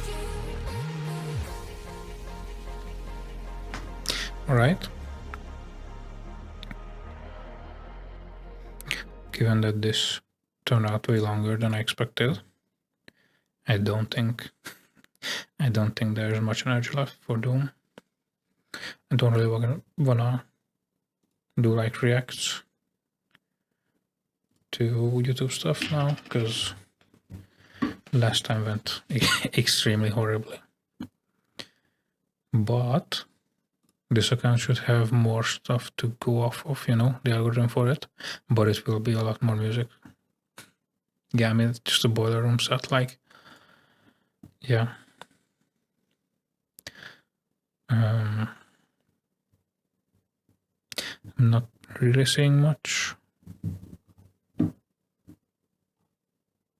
that catches my attention. Maybe this toolbox type of deal. It's not actually how it's made, huh? It's an 18-minute video. There's no way that... Okay. We'll just look through this, because, you know, kinda I'm connected to the whole production industry, you know, like automated machine production industry. So we could say this use case, which I'm guessing is not going to be very complex, because the base product is not very complex here. This is more for this guy's channel, you know, what he does. And then we can actually jump into more of this also made separately and fits right production related stuff. Obviously, you know, welded together to make one side. I'm guessing most people know this guy, this Crucifix guy, by now, but you know, his base content is very much his own thing. Solid piece. Finally, the drawer goes to paint, which is a really cool process. I can't wait to show you that. Okay, he's explaining the basic process, which is nice, actually. Just as an introduction, very nice structure, toolbox, so obviously. It looks like this. So we're going to start at the very beginning, right here in the slitter bag. Okay, and he's where going to there's follow hundreds of master the coils in storage waiting for their the chance flow to be of turned into material, toolboxes. at least to Down some at the degree. far end of the bay is where the tractor trailers come in to deliver the steel coils, and this is one of Alright, we're going to have to give this a little bit of speed, because 15 coil deliveries that this factory receives every day. you know, Each delivery has two don't coils. want the Now, these neighbors coils right here are made complaining from American steel coming from that I'm Arkansas, up which is here the late. largest steel producing state in America. And to get these steel coils off the truck, a worker uses a wireless remote to control a massive 20-ton crane. And this crane has to be so massive because each of these coils weighs 24,000 pounds. And to put that into perspective, Okay, one coil they weighs have the same their as own 6 passenger jig. cars. So with the coil removed from the truck, next it moves down to the Obviously, other end of the bay, where it's if unwrapped they and were put on the out slurry of machine. The worker cuts the so metal much strap, sheet unwraps the metal. coil, and feeds it into the slitter. And the slitter gets its name because it slits And then the first underappreciated, wait, I went back too far. the other end of the bay, where it's unwrapped and put on the slitting machine. The worker cuts the metal The first underappreciated piece of machinery is the actuated expander axle, strap and then unwrap the coil and because you know, you have to fit through the inner diameter of the sheet metal roll, and then you have to fix it in place very firmly to have it not twist the entire roll when it pulls it off.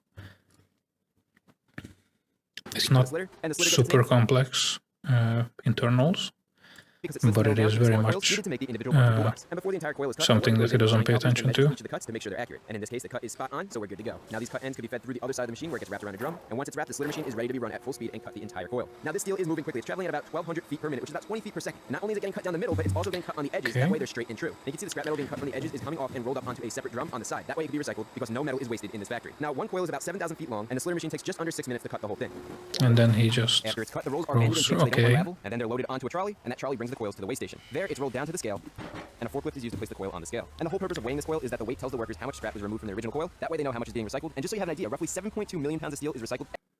I mean, they could just measure the scrap itself separately and then have this push through be automated, because this shuttle car type of deal could be automated as well, very much. So this step is kind of weird, and from my perspective, kind of unnecessary, waste of time. After weighing the coil, the forklift driver brings the coil over to the press to start the process of making a drawer.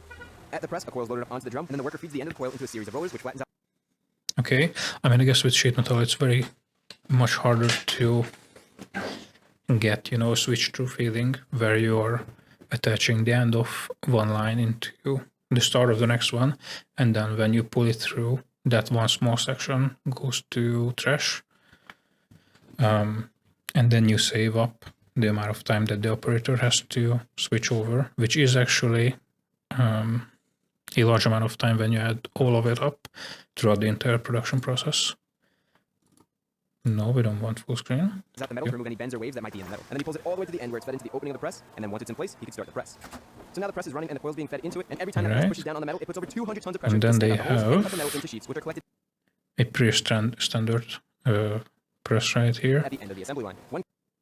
Because, I mean, I guess that is somewhat of a perk from more manual machinery, is that this is a completely standard press that you can just sell and retool from relatively small amounts of money and then still have it used for a decade more.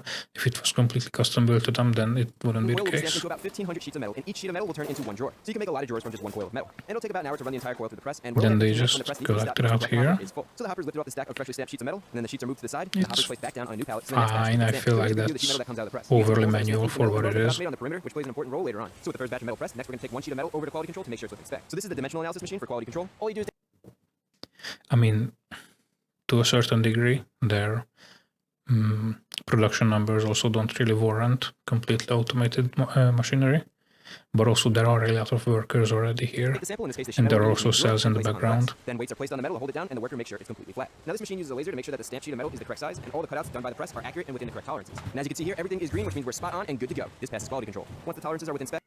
Okay, pretty nice measuring machine right there. I'm guessing it's not, what is it?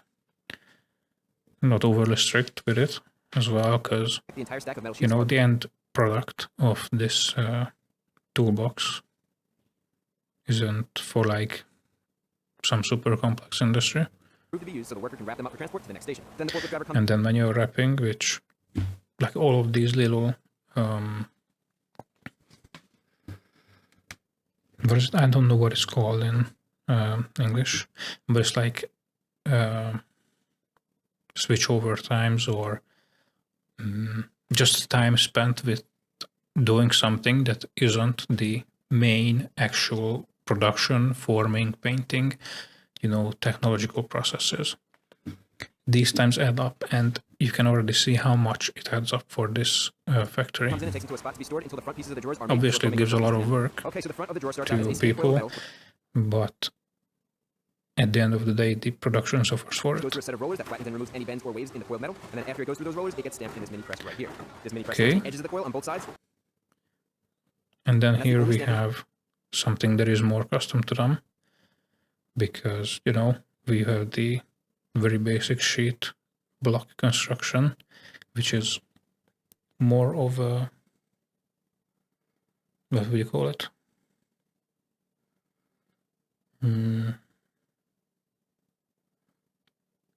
I mean, how I would say it is the basic quality of completely custom stuff, because you're gonna make one or two out of it, then you're not gonna give time to looks or any frivolous stuff like that. For this entire process. Not And even then the just coil goes looks, like elegance, kind of. roll forming machine, and the roll former uses a series of rollers that bends the edge of the drawer, and this And then this roll former could probably be bought as a unit, and then you change the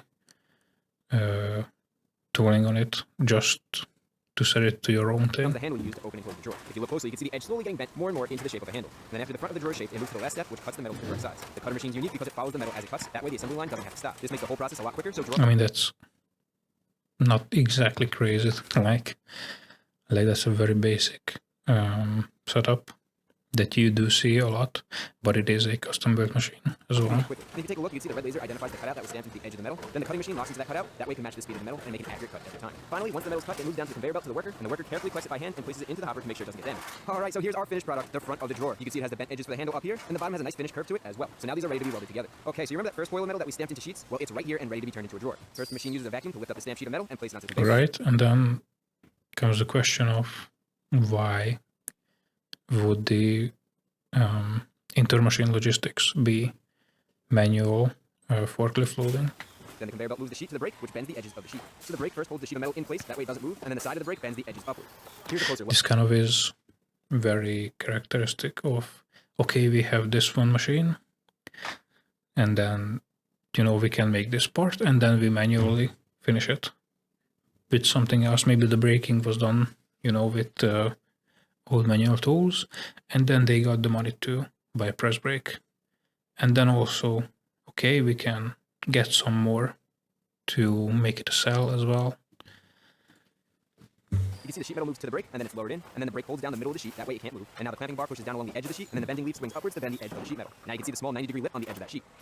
Now the conveyor brings the sheet metal to the next brake, and this brake is going to bend it to make the sides of the I do wonder though how many variations of their product are, because obviously you have the different size of cabinets, but you could actually make, like, I don't know, some base plate, 2 standard sizes, and then those 2 sizes could be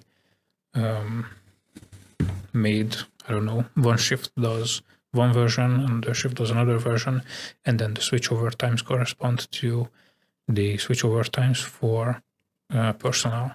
the drawer. So with the sheet metal in place, Shaving there are two even clamping bars that more move into time place off to make of sure the this. metal doesn't move at all. And then the two bending leads hold the sides of the drawers upwards. And now you can really see the drawer is starting to take shape with those two sides. So now it follows along the conveyor belt and gets moved to the next step. And then if you go back, Hold the sides of the drawers up. this very much does look like, you know, again, custom made stuff for their use And now you can case, really see the drawer is starting to take shape with those two sides. because of the panel base area, or like width, limits the machinery, because the, what is it, the holder ram head is kind of, it kind of looks like a completely fixed With those two size. sides. So now it follows along the conveyor belt and gets moved to the next step. At the next step, a worker takes Or the they drawer and mounts could rear piece change of the drawer head and the front piece probably. of the drawer, and now it's ready to move to welding.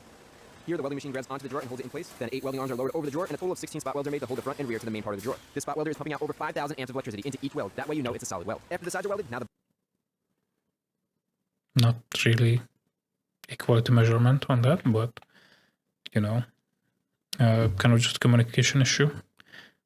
bottom Not welded, the 12 in factory's place, 6 on actual the front piece of the issue. drawer, and 6 on the back piece. And with But again, this is, again, custom machinery. Like,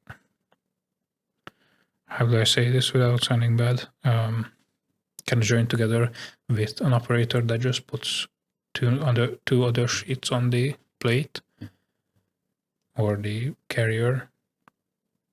So it's not necessarily something complex enough to have to give to a human.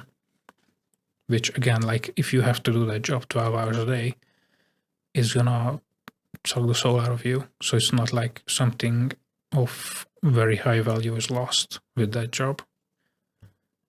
You know? Because, like, nobody actually wants to load a welding machine base plate with 2 side panels for 12 hours a day every day. that, now the drawer is completely welded together. And If second, they now have you the can option to drawer. not do The that. last step here, a worker did And then let me the front piece just of the drawer and 6 on the back piece. go back And to with this that, now one the drawer is frame completely welded together. of, you have the entry right here, but then the side is not very protected. I mean, I get that it's kind of hard to reach in with these panels in place, but it doesn't really pass as completely separated. Also, this frame is very weirdly built to have the product at an angle. I mean, it kind of works because it's just gravity operated, but I'm guessing the welders were not very happy when they had to do that. Together. And technically now we could call it an actual drawer. For the last step here, a worker visually inspects all the welds to make sure that they're complete. She also bends the front and rear of the drawer to make sure Again, the solid. visual inspection, traditionally done by a human and can be entrusted to a human to, they feel like this actually is something that needs them to do it. Even though you do have camera vision systems, but they're still unreliable with this whole basic image recognition and stuff like that. So having an operator here does actually add value to the process. In the drawer. Once that drawer's been inspected and it's good to go, it's neatly stacked up, and when that stack is full, a worker takes the drawers over to the next station to get ready for paint. Alright, so that's how drawers are made, and now we need to make the actual box that holds the drawers. So we're gonna get started by making the back piece of the box first. So this is the freshly cut and stamped sheet metal that just came out of the press, and it's completely flat. And for the next step, we're gonna... Okay, so what seems to be their, what is it?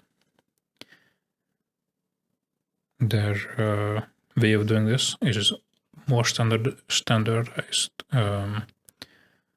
box sizes, and then the cabinets that they go into can be a larger variety, which is a decent idea create this. We're gonna put ridges for into it, and these such a ridges are varied extra straight. product This is a very range. important step to create a sturdy and well-built toolbox. And to put these ridges into the sheet metal, we're gonna use the factory's newest addition, an industrial robot arm. So first the robot moves over to the stack of sheet metal and grabs one using a vacuum. Then it puts the sheet metal on the homing rack, and gravity pushes that sheet metal into the corner of the rack. So now the robot knows where it's holding the metal, and it's in the exact same place every time. Then the arm picks up the sheet metal and moves it to the press, so the robot places the metal in the press precisely where it needs to be. And then this press pushes down and creates the first of 4 ridges. Now they're using a robot for this specific job because Yeah, it's very precise and way more except when consistent than a the human could do. robot And this this replaces size a lower now, paying job and creates a higher paying job because the technicians needed to run, maintain, and program the robot. So this is the perfect place for this robot in this factory. Now once all the ridges are pressed in, the metal that is very much the trap of robots, or I guess 3-axis free arm robots, is that, in all the promotional material and all them running freshly programmed and nicely set, you're not going to see the times when one of the axes just goes haywire and then knocks half of the things around it down, which is just sometimes going to happen if you run a lot of these. You're just not going to see that, and you're not going to know that they are inferior in a lot of cases. They're just good because they can be swapped out one-to-one as a unit to save time for very large factories like for automotive, where they use hundreds of these. Instead of, and also reprogrammable as well, because completely custom machinery wouldn't be able to really reprogram. They'd have to rebuild it, at least to a certain degree. metal is stacked up, and we're ready to move on to the next step. And that step is to weld the sides onto the back of the box. So a worker places the back of the box, the robot arm just pressed, onto the platform, and then both the left and right side of the toolbox are set in place. That way they can be welded to the back. So this spot welding machine works similar to the one that spot welded the drawers together, but this one is able to do 12 spot welds at one time. And then once the welding's complete, the sides are permanently bonded to the back of the box. And now the machine flips this over, and you can finally start to see the toolbox taking its shape. Next, a worker moves the metal shell down the assembly line. Over here, a worker has the top part of the box, and he positions it into place. That way it fits correctly between the sides and the back. Once installed, the worker moves the box to the edge of the table, and then he gets a handheld spot welder and puts a single weld right in the middle, and that weld will hold the top in place. That way it doesn't fall off for the next step. So after that's welded, the worker moves the box along to the next step. Over here, one worker mounts the middle support brace, and then another worker mounts the bottom of the box. And now this whole thing is finally beginning to look like a toolbox, and it's ready for the squaring welder. So the squaring welder does two things. First, when the box is loaded into the welder, it clamps the box together to make sure the sides, top, and bottom are completely square. Once it's square, it makes 5 separate spot welds in each of the corners of the box to hold the box together. And once that's... And this is case in point where this custom machine has much fewer axes of motion compared to what this would require, like 4 separate robot arms that could add more points of failure and more complex programming as The well. box is done in the square welder, it's moved down the assembly line where a couple parts need to be riveted. So first, the workers install the supports for the drawer sliders to mount to, and the reason why this is... So if I'm guessing correctly, you'd have the operators earlier be able to do multiple sizes and then set this machine as a program to multiple sizes, and then also these guys obviously do multiple sizes, and then you can vary the output product of this section a lot. If the welding station inside can do multiple sizes, then it just is a waste is riveted instead of welded. in every The way. drawer support makes it very complex and time-consuming to get a welder in there, so the solution is to use rivets, which works perfectly well for this part. After those are installed, now the box moves down to the next two workers. The first worker installs a lock rod, which locks the drawers into the toolbox when you turn the key, and again, these are riveted in. And then the other worker installs two long metal braces at the bottom of the box where the caster wheels mount. These braces are designed to better distribute the weight of the box onto the wheels, and with the two braces riveted to the bottom, now the workers can move the box to the next part of the assembly line, called the hang line. At the hang line, the workers hang the toolbox up on the monorail, and that monorail takes the box to the area that it gets painted. And in this case, it's on the red hang line. And right next to it is the black hang line, and the drawers are being hung there. Now it might... And then within the product, you can see that it's not like a first generation product, because they implemented into the structure the production difficulty of getting the welders for that part, and then so you have to work around that rivets when designing the product as well. So that's kind of the feedback from production of, okay, we can do that. And you know, maybe they didn't have the money to expand it out or set something that's so custom or so expensive for all the sizes. And then you have to move that back into the CAD software, and then also the internal, numbers for each thing that you have to put out, or each thing that goes into the final product. That's affected by this riveting change. They're actually hung at a specific angle and orientation. That way when they're submerged in the paint, the air can escape and the paint can adhere properly to the metal. And you're going to see that in a couple seconds. So with the box and the drawers hung, now they're being transported to the paint section of the factory. And get this, there's just shy of 2 miles worth of monorail in this entire factory. And it's important because the monorail is how all this tool storage is painted. So once the toolbox and drawers arrive to the paint section, the most important part of painting anything, which sounds impressive if you think about, okay, they had to build this large section, but the reason they had to build it was that the previous steps didn't align with this. So if they did plan this from zero, the paint shop would be right after, so they wouldn't have to put this long rail anywhere, because it is a waste. Just a very, good sounding waste. is the prep. So the first step here is cleaning the boxes and drawers, and they undergo a 7-stage cleaning process that takes about 15 minutes. What you're looking at is basically like a giant dishwasher, but for tool storage. So the boxes and drawers get blasted by high pressure, warm water, then they get covered in high strength cleaners that remove anything that might contaminate the paint job, like dust, dirt, oil, even fingerprints. Then after everything's cleaned, it has one final rinse before it leaves the washing machine. And this rinse is done with an extremely pure reverse osmosis. Yeah, I mean, even this washing very much visibly is old, so it might have been like manually loaded in the past, right at the start. Deionized water. That way, when the water dries, it doesn't leave any residue. Before they had all these fancy welding this dries at arms. 325 degrees Fahrenheit, and that will evaporate all the water in a matter of minutes. And now once this exits the dryer, everything is prepped and ready for paint. So the boxes head over to the red paint tank, and the drawers head over to the black paint tank. So first, we're going to paint the box. This process is called electrophoresis coating, or E-coating for short, and here's how it works. So the entire metal box gets submerged in the tank of red paint. Now all the paint particles in the tank are positively charged, and the metal box is negatively charged, so the positively charged particles attach to the negatively charged metal, and it bonds on a microscopic level. And if you look closely, you can actually see how the monorail sparks sometimes when the box travels through the tank, and that's from the electricity flowing through it. Finally, once the box makes its way through the 27,000-gallon vat of paint, it comes out and gets rinsed off by filtered water to remove any excess paint. That way there's no drips or runs on the painted surface. Now it heads to the roof of the factory to cure, where it goes through an oven set to 400 degrees Fahrenheit. Next, the drawers undergo the same E-coating process, but with black paint. Now real quick, some of the benefits of E-coating is that it's significantly more efficient than powder coating or spray painting, because any paint that isn't bonded to the metal stays in the tank and it can be applied on the next part that goes through. The next benefit is it's easy to make sure that the entire part is coated since it's it gets washed out with the water solution, so not exactly, but it is used for a reason. In paint. With powder coating or spray paint, it's more difficult to get into the nooks and crannies, such as the tight corners of the toolbox or the drawers. And finally, the E-coating paint makes a very strong bond to the metal, and it's chemical and chip resistant, so it lasts a long time. So now with the drawers painted and rinsed, they're on their way to the oven on the roof, which unfortunately we don't have access to, but it's similar to the drying oven we just saw after the cleaning step. Alright, and just 15 minutes later, the paint is fully cured, and the box and drawers are arriving to the last step, the final assembly line. So here the box makes its way down, and 2 workers add foam to the bottom, and then carefully remove the box from the monorail. Next, one of the workers adds 2 locks to the box. Then the Craftsman logo is placed on the box, and then the box is ready to move on to the next step. Now one of the workers wants me to put a logo on the box that I'm taking home, so here comes the box, and there's 2 pegs on the back of the logo, so we need to get one in, good, and then the other one should align like that, good. And they also want me to put a safety sticker on here as well. Now the box moves on to the next step, adding the sliders for the drawers. The different drawers have different depths, and they're so good that they can accurately eyeball the spacing. After the sliders are installed, the box moves to the next step, and that's to rivet them to the box. Each slider gets 1 rivet to make sure it doesn't come out when you use the drawers, and when that's done, the Made in USA with Global Materials sticker goes on, and with that sticker in place, now the box can move to the next step, and that is adding the drawers. So a worker grabs the drawers from the monorail as it passes by and stacks them up. Alright. Then he slides on the aluminum handle trim, and uses an air hammer to hammer it into place. Then the last Nice of the drawers old go school over, basic, and the last of the trim adds the handles to complete the and now rolling the next line. step, and that's to add the drawers to the box. So this worker starts from the top and works his way down, and he only installs the drawers on the left side of the box. Once he's done installing the drawers on one side, he moves the box down to the next worker, and this worker... Again, if you think back to the previous point, you can see the added value as the operator here, but filling in these boxes over and over and over again gets old. And something that they do is they rotate the operators between stations, which is a very nice addition, because on one station you'd probably go insane after 2 weeks. Worker installs the drawers on the other side. And I don't know how many of you have ever installed drawers into a toolbox, but these guys make it look easy. Next up, the drawers are riveted to the end of the slider, that way they won't pop off. And then once all the drawers are riveted, the bottom drawer gets all the drawer mats, a box of caster wheels, a handle, and a mat for the top of the toolbox, all of which you install at home. And then finally, a worker looks over the box for any defects. He makes sure all the locks and drawers work, and any handles that aren't perfectly aligned, he knocks into alignment, and just overall looks over the box and makes sure it's perfect. So this one's good to go, and the guys on the assembly line told me I should sign it, so we know this is the one that I helped make. Now the box can go over and get its cardboard box. And then the final packaging foam is added to the top, that way it helps prevent damage during shipping. And then with that in place, the box is sent through the automatic cardboard sealer, and that folds and glues the cardboard on the bottom and the top very quickly. And just like that, we have a completely finished toolbox packaged and ready to go. So for the last thing to do, the forklift driver grabs the box and loads it into the back of the tractor trailer. That way it can be sent out for delivery. Alright, now a few days later, the toolbox has been delivered, so let's check it out. And check it out, this is so cool, the actual toolbox we made from start to finish, from coils of metal all the way to paint and packaging. This is it right here. How? Alright.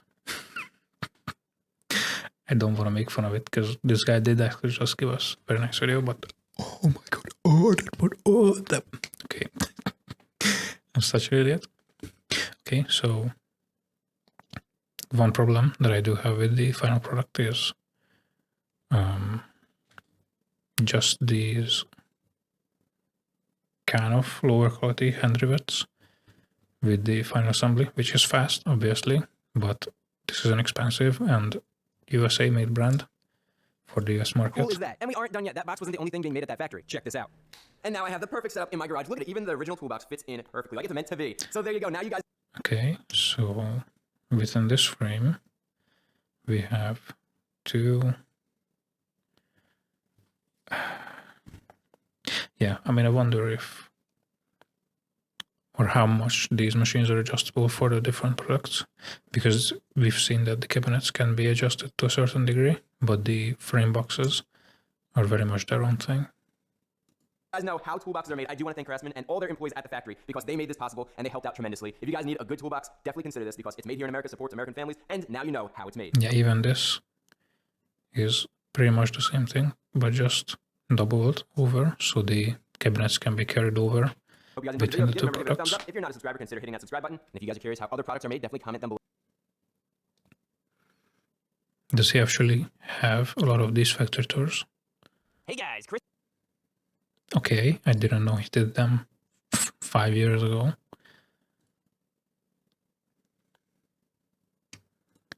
Okay, that's for another day because it's 9 p.m. I mean, kind of a different thing.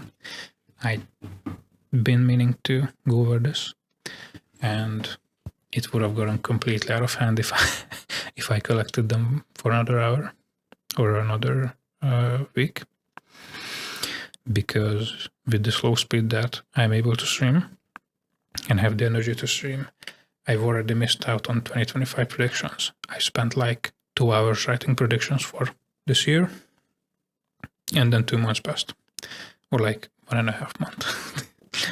So yeah, I guess that's it for today. I'll see you in some time, probably not tomorrow, but maybe tomorrow as well with some Doom, hopefully the end. I don't know, I can point, look at this, pointy point, bye.